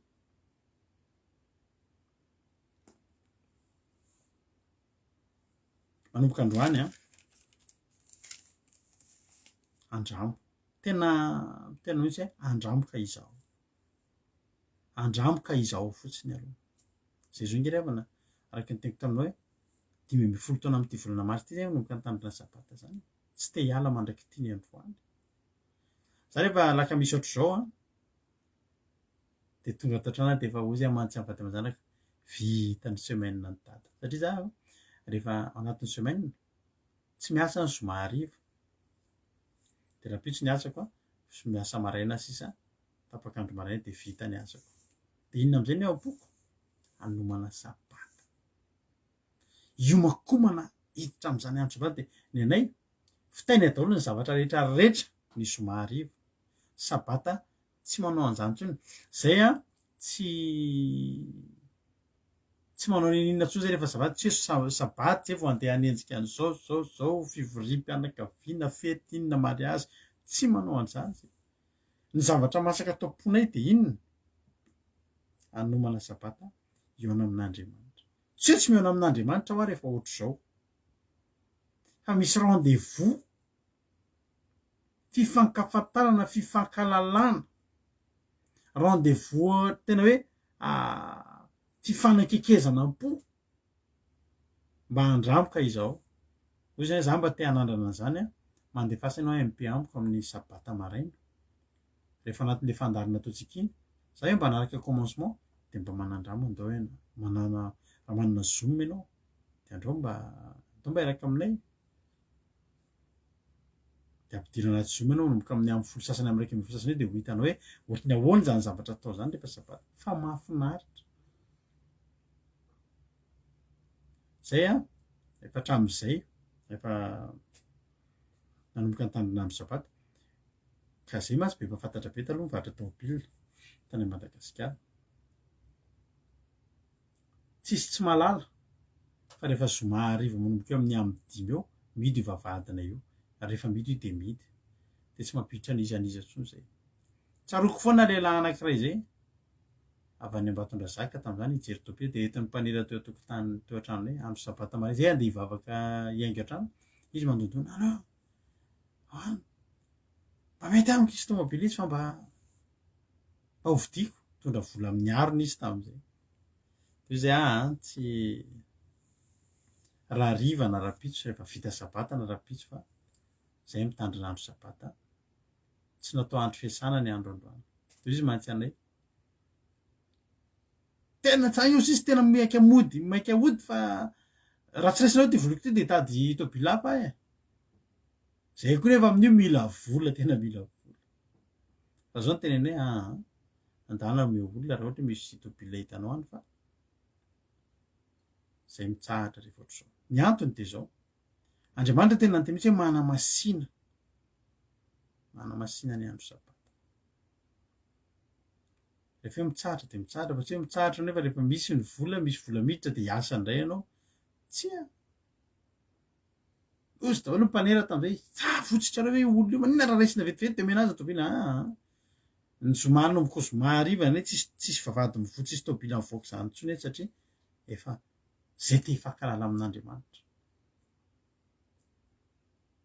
zay hitsahatra ny asan'ny nofo gaga ny olona tamin'izay fanaviranena andeha alohany andeha diny eo vola efa io de aseho vola io lasan'olona io anao zay zay rehefa lasan'olona de tsy anjaranay zany zay lasa nandeha nivavaka ny deran'Andriamanitra tsy nieritreritra n'le vola kotra raha vavinao sabata vita somatany efa amaizina ny andro io izy mbola eo ambavahady miaraka amin'ny tômobily miaraka amin'le vola amin'ny arona hividy an'le tômobily efa avy niodina tany niodina tany ny tady fe rehefa anjarantsika de anjarantsika misy ten'Andriamanitra mahafinaritra be teneniko anao ty ao amin'ny Isaia bazaraiko aminao mihitsy efa maninona Isaia 5:20 andininy faharoa ny ten'Andriamanitra manao hoe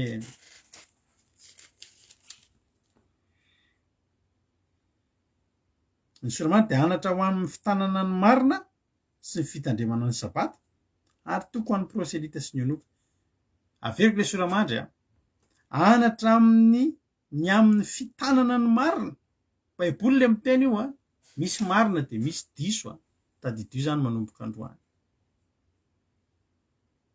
fa io marina io mila tazomina satria tady votsitra manino io no tady votsitra efa novaina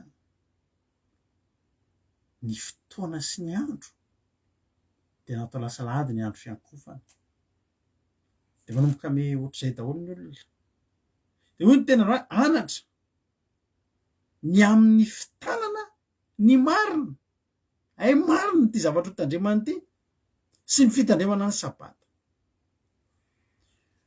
hoy ny ten'Andriamanitra hoe izao nolazainy Jehovah tandremo ny rary ny ara-manaova ny marina efa madiva ho tonga ny famonjeko ary efa iseho ny fahamarinako sambatra ny zanak'olombelona zay manao izany ary ny zanak'olona zay mitana izany de zay mitandrina ny sabata ka tsy manao azy tsy ho masina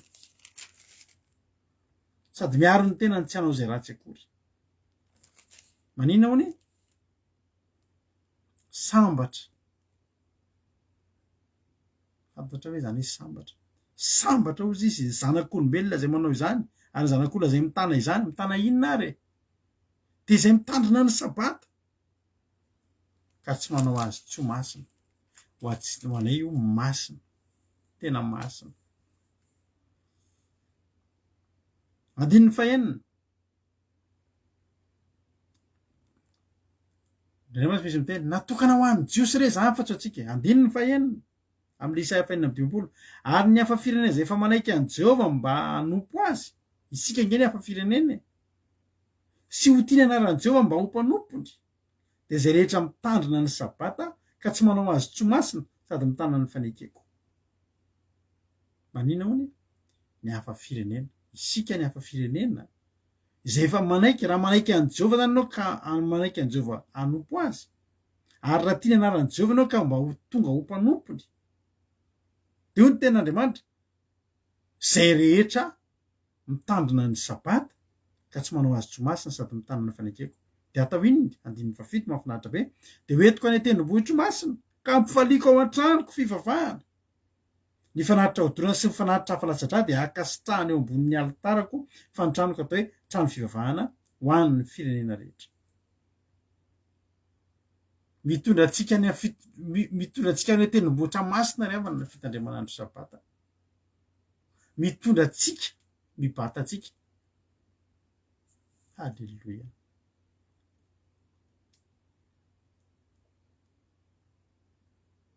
Teny aminao maromarina androany ry havana malala. Ao misy hafa 7:10 koa mbola misy teny mahafinaritra be 7:13. Hoy tena mandry raha miaro ny tongotra ao amin'ny sabaty ianao ka tsy manao zay tianao amin'ny androko masina. Zay le teneniko teo. Inona moa no tianay amin'ny andro masina? Mety hivarotra tômôbily zay, mety handeha mariazy zay. Mahafantatrao moa io mariazy atao andro sabata io. Iza ny namorona? Iza moa ry havana zao ny namorona hoe atao sabotsy foana ny mariazy? Iza ny namorona zany? Tsy Andriamanitra. Tsisy teny mihitsy ny hoe atao sabotsy ny mariazy. Fa lalàna ny tany zany. Iza moa no nalatsaka teto tany? Reny zavatra reny dia natao mba haninona? Mba tsy hafahan'ny olona le tenentsika teo hoe mitazona sy mitandrina. Zay zao rehefa misy mariazy amin'ny fianakaviana, misy fianakaviana eto mijery. Fa zay mivady tsy hita tableau zany. Ary raha hoe amin'ny fivoriam-pianakaviana isaky ny sabotsy, tsy ho fantatry ny fianakaviana intsony zay nefa raha ny zanaky ny fianakaviana tsy mahafantatra zany tonton-rado zany nefa raha ny antony sy tatimam-pionina. Ny antony dia zao tsy eo zay. Raha mbola atao andro sabata ny fivoriam-pianakaviana, zay tsy eo. Raha mbola atao andro sabata ny mariazy, zay tsy afaka no eo. Satria misy mariazy manina koa zay. Misy fifankazahoana-po. Misy relation lalina be ary misy rendez-vous mahafinaritra be. Izay tsy afaka atakanonay. Io tsy hoe lalàna hoe lasany amin'ny hery zay tsy manao sabata. Tandremo fa ny tenin'Andriamanitra dia miteny fa hoentiny eny an-tendrombohitra masina. Tsy elo ny tendrombohitra masina. Any an-danitra zany. Any an-danitra zany no atsika zay tsy malala. Dia hoentiko eny an-tendrombohitra masina izy ka ampifaliako ao an-tranoko fivavahana. Mety toy na fampifaliana taon'Andriamanitra eo amin'ny olony izay olona tonga mitandrina ny sabata. Asa dinonao zany manomboka androany.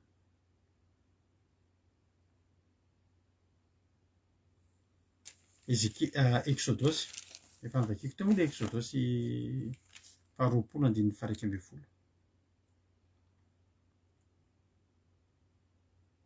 Exodosy toko fa azafady 20 1:12.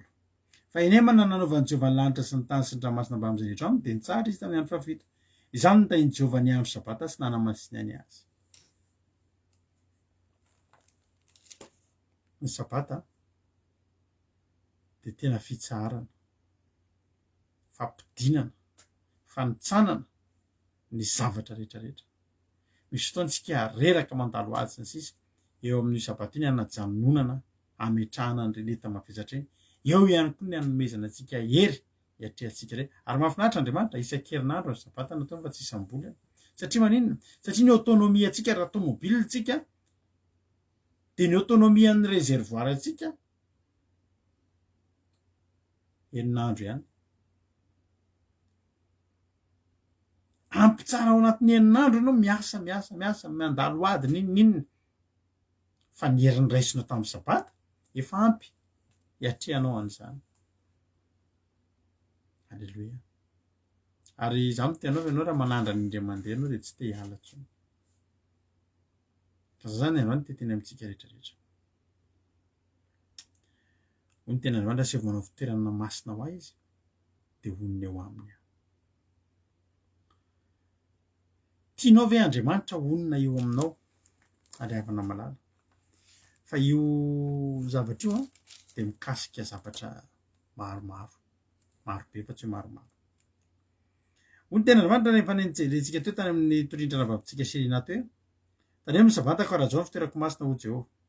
9:7 amin'ilay Levitikosy toko 4:20. Raha manaraka ny lalako sy ny tandrina ny didika anareo ka mankatoy izany dia ame anareo ranonorana amin'ny fotoany ka havoaka zavatra ny tany ary hamony hazo any an-tsana.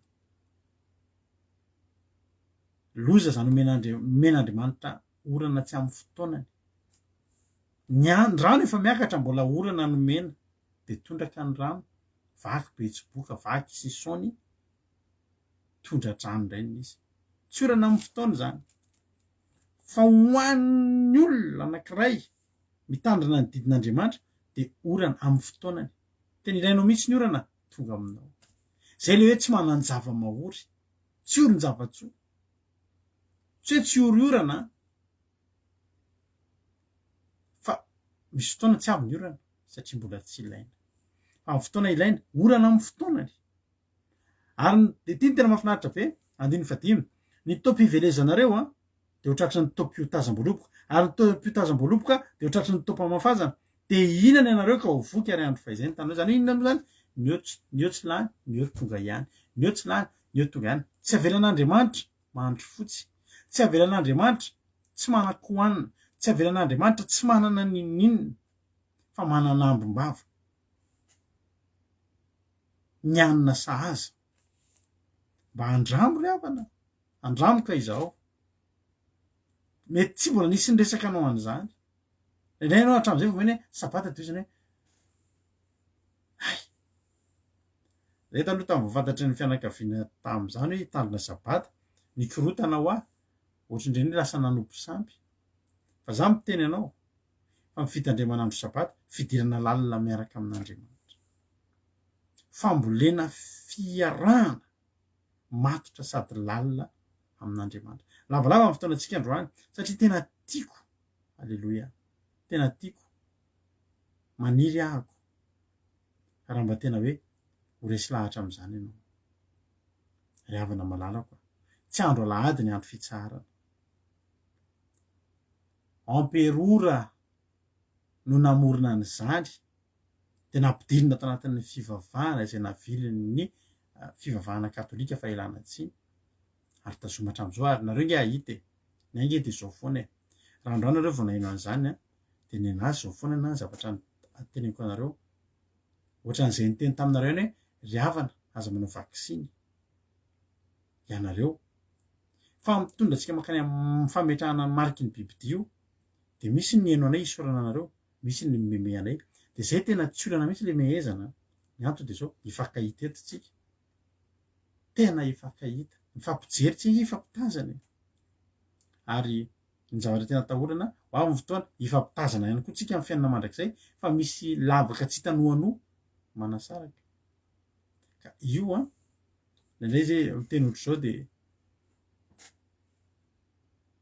anatina ny olona any mety misy manohatra sy meme an'ilay izy fa io dia tena tenenay anareo hijoroanay. Izay mitory an'io dia apape maso, tsy miafina, tsy manao compte fake fa fijoroana vavolombelona tenenay anareo hatramin'ny tandremanay andro sabata ka ny vadianay hoe andro sabata ny tsahatra dia hanompo an'Andriamanitra dia tsy hafenina anao fa teo nanomboka nanana fifandraisana lalina tamin'Andriamanitra. Na ny ara-panahy na androso fa ny ara-nofo tsy ambakany izany. Satria ny ten'Andriamanitra hoe meko ranorana amin'ny fotoanany dia avoka-javatra ny tany ary hamony hazo any an-tsaha. Alleloia. Dia inona taom-pivelezana ho tratry ny taom-piotazam-boloboka. Tsisy inona moa zany hoe tsisy fotoana very mihitsy zany, tsisy fotoana very. Tsisy fotoana creuse mihitsy zany hoe tsisy hoe fotoana mihitsy zany hoe tsisy ninona. Fa ianao hoe mpivelezana dia tonga ny taom-piotazana, eo taom-piotazana. Dia hoy ny tenanao dia inona ianao ka ho voky ary andro fahizay amin'ny taninareo. Dia omeko fiadanana amin'ny taninareo ianareo dia andro fahizay ary tsisy anatetrana vongorako ny biby masika amin'ny tany.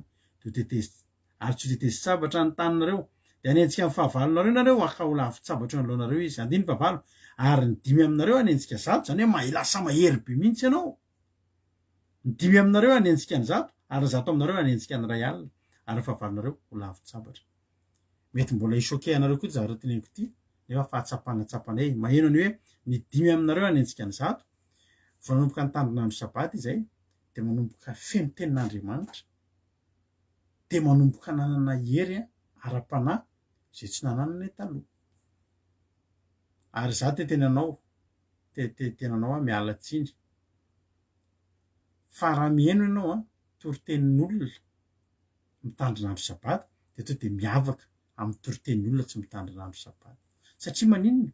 Inona moa ny atao anatin'io sabata io? Inona atao anatin'ny fitsaharana io? ny atao nge tafian'Andriamanitra ery nge tsika, men'Andriamanitra tenin'Andriamanitra nge tsika, men'Andriamanitra fitiavana mamaky tenin'Andriamanitra, tsy korve fa fitiavana. Tontolo ny andro kosa ianao sabata ray manontolo jerenao mitory-tentsika fa sabata adiny ray sasany nge tsika mitory-teny. Ary sabatatsika tsisa zany hoe miditra indroa iny telo ny efatra zany, fa tontolo ny andro de eo, alleloia.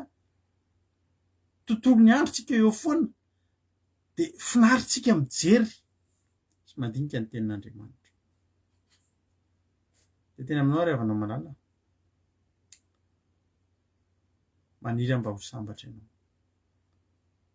Melohan'ny tondran'Andriamanitra tsika na tendrombohitra masina de mba ho sambatra ianao eto amin'ity tany ity. Ary te ho sambatra ianao de vakio le Isaia 4:1-2 sambatra izay mitana sy mitandrina ny sabata. Vakiko Isaia 4:1-2. Sambatra ny zanak'olombelona izay manao zany, sambatra ny olona izay mitana izany de mitandrina ny sabata sy manao azy ho masina. Sambatra. Misy ten'Andriamanitra zay koa sadika verset sambatra ny olona izay manao ny sabata ho fafinaretana. Mahasambatra io. Za de teny aminao androany hoe andramo de ekeo manao fitoerana masina. Io tokantranonao io atao fitoerana masina ho an'Andriamanitra misokatra.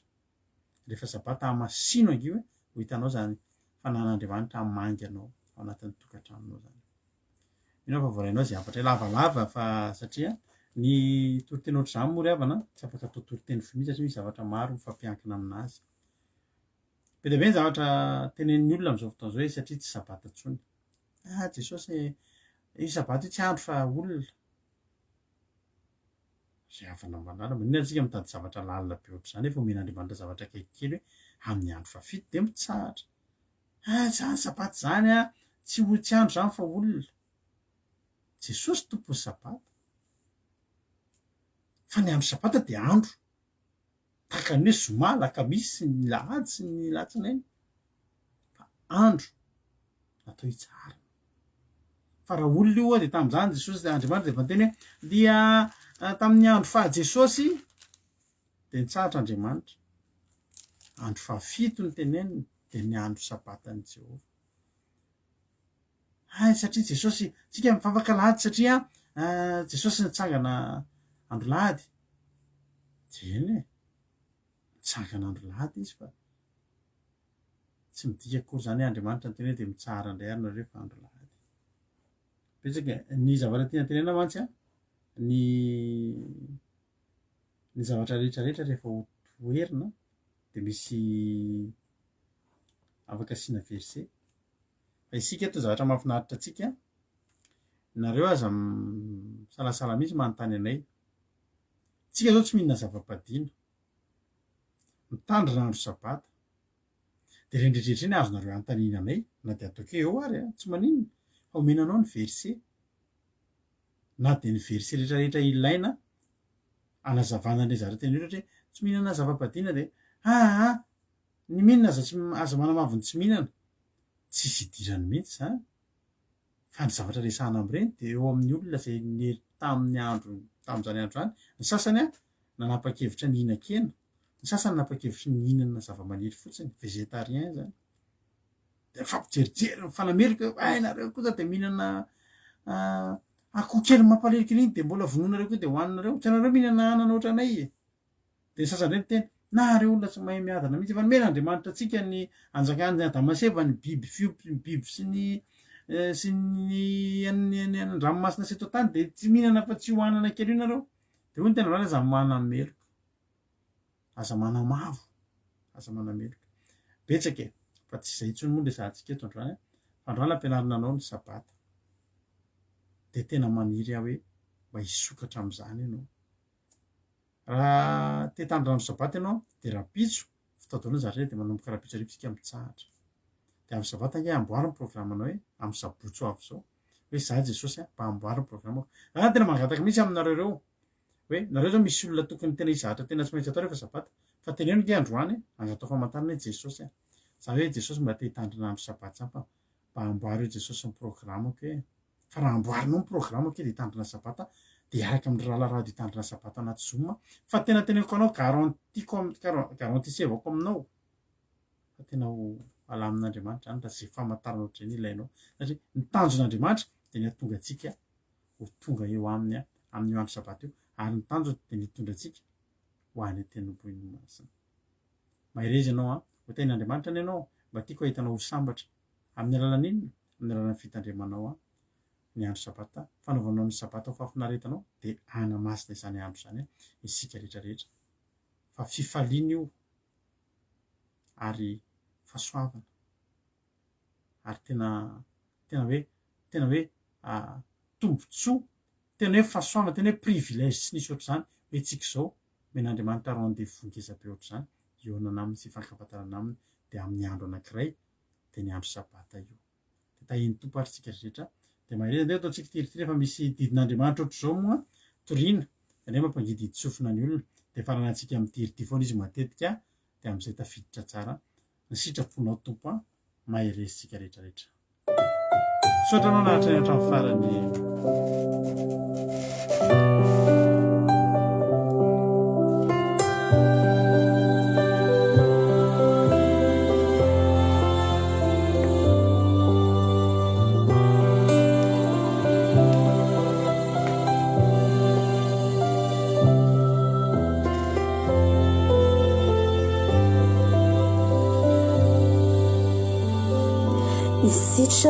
Isitraponao tompo no mamekio isitraponao tompo no delikio kaninonino nanzo eo amin'ny fiainako isitraponao tompo atokisako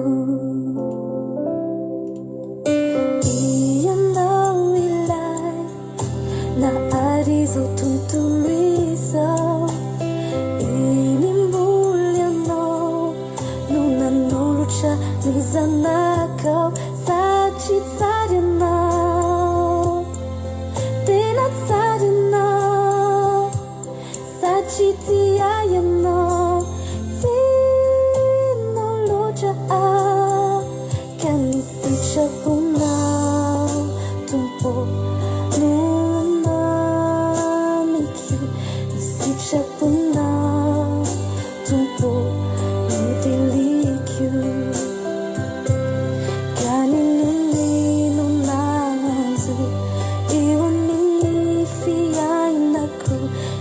Isitraponao tompo atokisako initizao panuta tsy mentsika mifanondraisinao rehefa avy ny bebaka satry tsary anao tena tsary anao satry tiayanao tinolotra ka misitraponao tompo no mamiky isitraponao tompo no delikio kaninonino nanzo eo amin'ny fiainako isitraponao tompo atokisako zao tontolo izao tomaditra mafiatoka mifady antso inao isan'andro tsy tapaka satry tsary anao tena tsary anao satry fitianao fitiavanayanao ka misitraponao tompo no mamiky isitraponao tompo no delikio kaninonino nanzo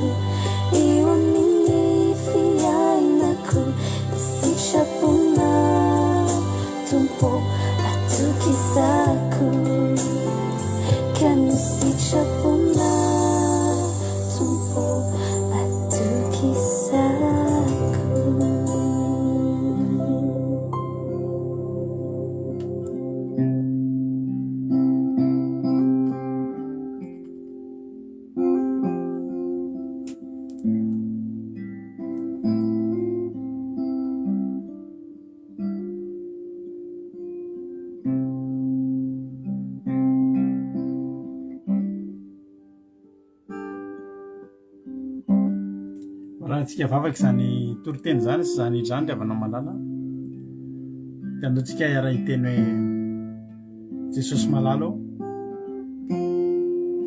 anandrana ako raha mba mampangeta hitanao zany dia andao anandrana ry havana tsy misy ninona very eo aminao raha manandrana ianao hoe andeha mba handramako zany hiditra amin'ny fahasambarana anamasina toerana anankiray ametraka toerana ray ho amasiniko mba hitoeran'Andriamanitra ho hitanao zany Andriamanitra anorim-ponenanao anatin'ny tokantranonao anorim-ponenanao anatin'ny fonao zany avy aloha izy hitsahatra ao anatinao dia ho hitanao ange lalam-pamonjena lalam-pahasoavana lalam-pitahiana zany zaraina aminao zany fa tsy resaka rendrarendra na hoe resaka etikety zaraina ry havana fa fiainana lalam-piainana lalam-pitahiana lalam-pamonjena ary miankina amin'ny fiainana mandrakizay izany zavatra zaraina amintsika izany za andro aho mangataka anareo mihitsy izay mbola tsy resy lahatra hiteny fotsiny hoe za Andriamanitra izaho toetrandro ampahafantaro ahako ianao ny fananao masina andresy lahatra fa za tena miteny anao fa androany alina ianao anofy na rapitso anao angetaheta isetaeta ny anatinao hoe za mba te hifankafantatra amin'Andriamanitra dia aza dininao ty toriteny ty amin'izay fotoana izay fa Andriamanitra mamangy anao Andriamanitra mandresy lahatra anao hivavaka isika amin'izao fotoana izao misaotra Jesosy tamin'ity fotoana androany ity misaotra fa lehibe tokoa ny fitiavanao ary namangy sy ny teny taminay teto ianao androany miangatahako aminao Jesosy dia zavatra tsotra ihany vangio reto mpanomponao tena vangio aza velanao hoe tsy mandray amin'izany anjara fahasoavana izany efa nasianao toerana Andriamanitra nasianao fitoerana Andriamanitra na dia ho anay hafa firenena aza ny fahasoavanao dia ndre izay mba izay hafa firenena reto mba hitandrina andro sabata zany Andriamanitra move tsy fahasoavana zany ka rehefa nomenao fahasoavana tahaka izany ihany izay dia reseo lahatra ny maro mba hanaradianay Andriamanitra ary zehetrarehetra dia samy omenao an'izany anjara fitahiana lehibe zany ka tonga amin'ny fotoana ny ranonorana ary vokatra ny fiainanay na ara-panana ara-nofo ary dia hoentinao eto androvohitra masina izay miaraka aminao eo amin'ny kianjanao ho velona mandrakizay dia hitandrina sabata ny an-danitra miaraka amin'ny olo masina rehetra halleloia sotra raha eo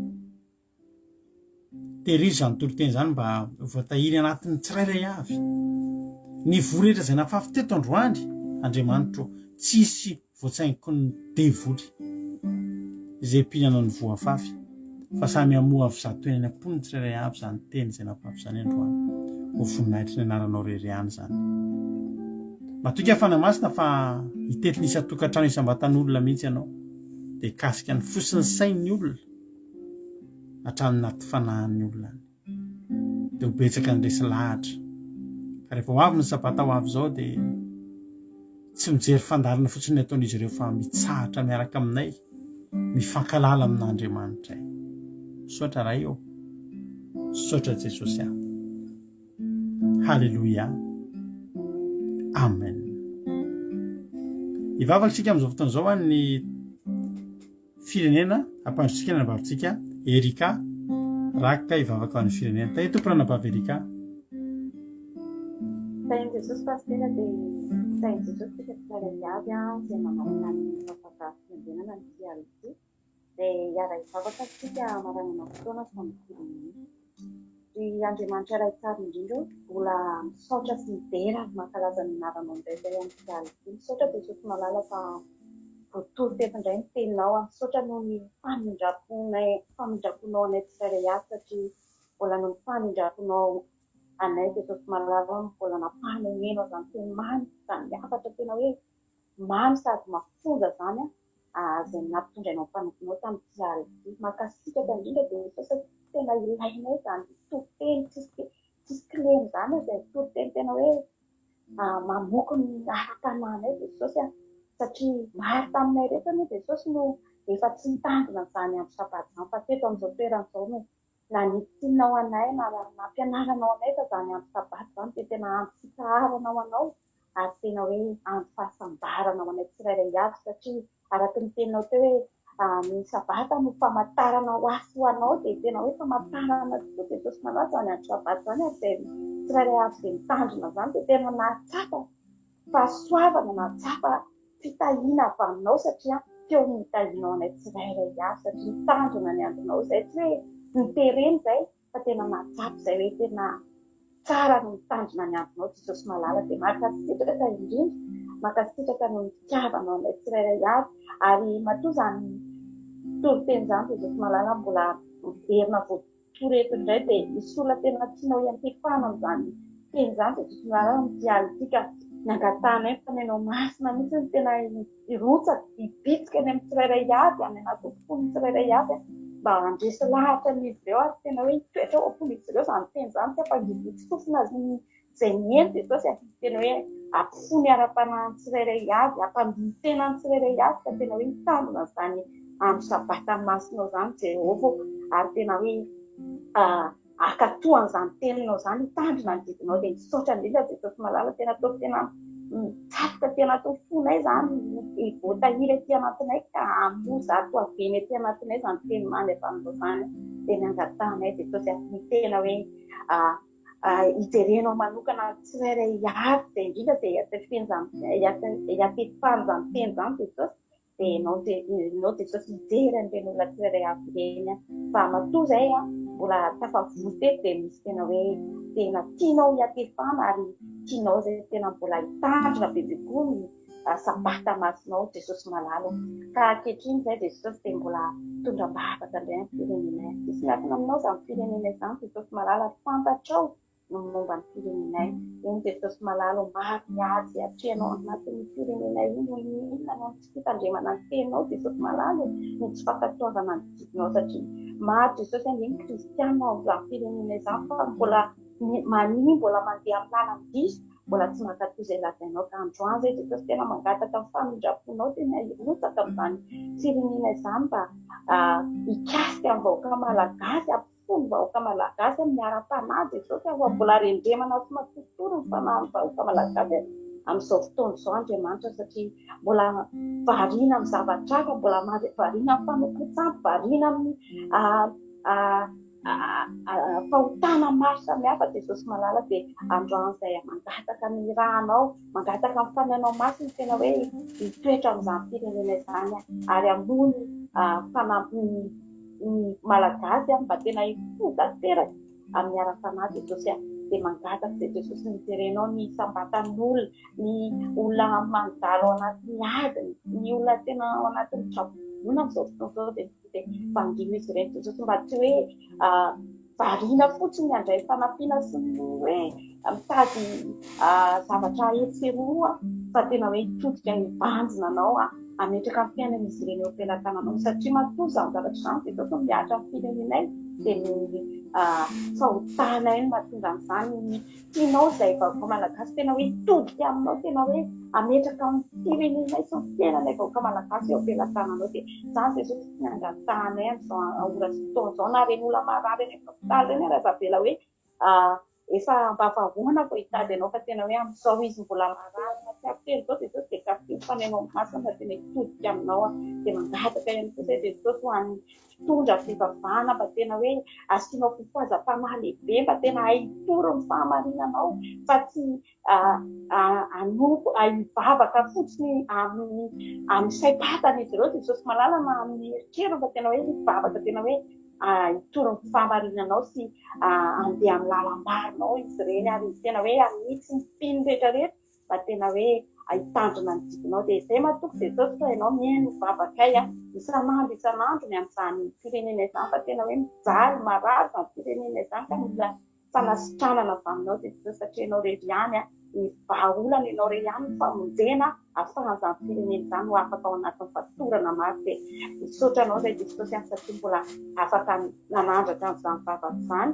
Ka ankehitriny izay raha andeha atoro Jesosy dia apetraka feno am-pelantananao indray izao aly izao, fa tena hitondra torimaso mamy ho anay tsirairay avy. Ka raha miala eto izay Jesosy dia fanatrehanao tsy hala amin'ny fiainanay tsirairay avy, fa hitoetra mandrakariva ao amin'ny tokantranonay tsirairay avy izay mihaino an'izany toro-teny mamy izany. Dia ianao Jesosy hijery an'ireo mbola am-perinasy dia izay mbola atory dia tena hoe ampatorianao mpiadanana. Ka raha ifo maraina izay dia tena hoe ifo am-pifaliana Jesosy malala hiatrika indray safata masinao. Dia amin'ny anaranao Jesosy malala mangatana ny zavavavy izany dia voninahitra ho anao rery ihany. Aleluia, amen. Aleluia. Mankasitraka indrindra andranavavy Erikatsika tao anatin'izay vavaka matsiro be, tena matsiro vavaka firenena fa matsiro mankasitraka anao andranavavy Erikary. Dia Andriamanitra manankiray pasoavana maly fitianao dia ampiasain'Andriamanitra foana ianao ho solo vava mandrakariva, dia omeny tolom-bavaka tahaka ny Davidy any am-bavanao foana akasika ny tsirairay avy. Misaotra anao koa mifankasitrahana azy mampahery azy ireny, ka dia Andriamanitra hitahantsika tsirairay avy. Raha miloatsika amin'irao lanitra Jesosy ka tahin'ny tompontsika veronay soa tsara rapitso dia rapitso indray tsika mioneto. Aleluia. Mino fa misy ny fandarana misy andrata rapitso manomboka amin'ny fito ora, dia avy eo tonga eto indray mivavaka fiambionana tahaka izao. Mahereza daholo dia samy tahiny Jesosy dia rapitso tsika mioneto indray. Rapitso ny farany amin'ny terinandro ity dia tongava rapitso. Dia mahereza daholo ary ny radio antsika mandeha io efa misy amin'izary io Akiradio. Le Akiradio tsy grand tany amin'ny voalohany fa akely akiradio.radio12345.com akiradio.radio12345.com afahanao men'ny radio antsika. Dia misy totonezaky ny adiny 3 amin'ilay amin'ny 7:7 amin'ilay amin'ny 7:7 ihany koa. Samy tahin'Andriamanitra lavalava izy androany nefa misaotra anareo naharitra ny hatrany farany dia tahin Jesosy daholo mahereza daholo ary isika tsirairay avy. Halleluia, amen.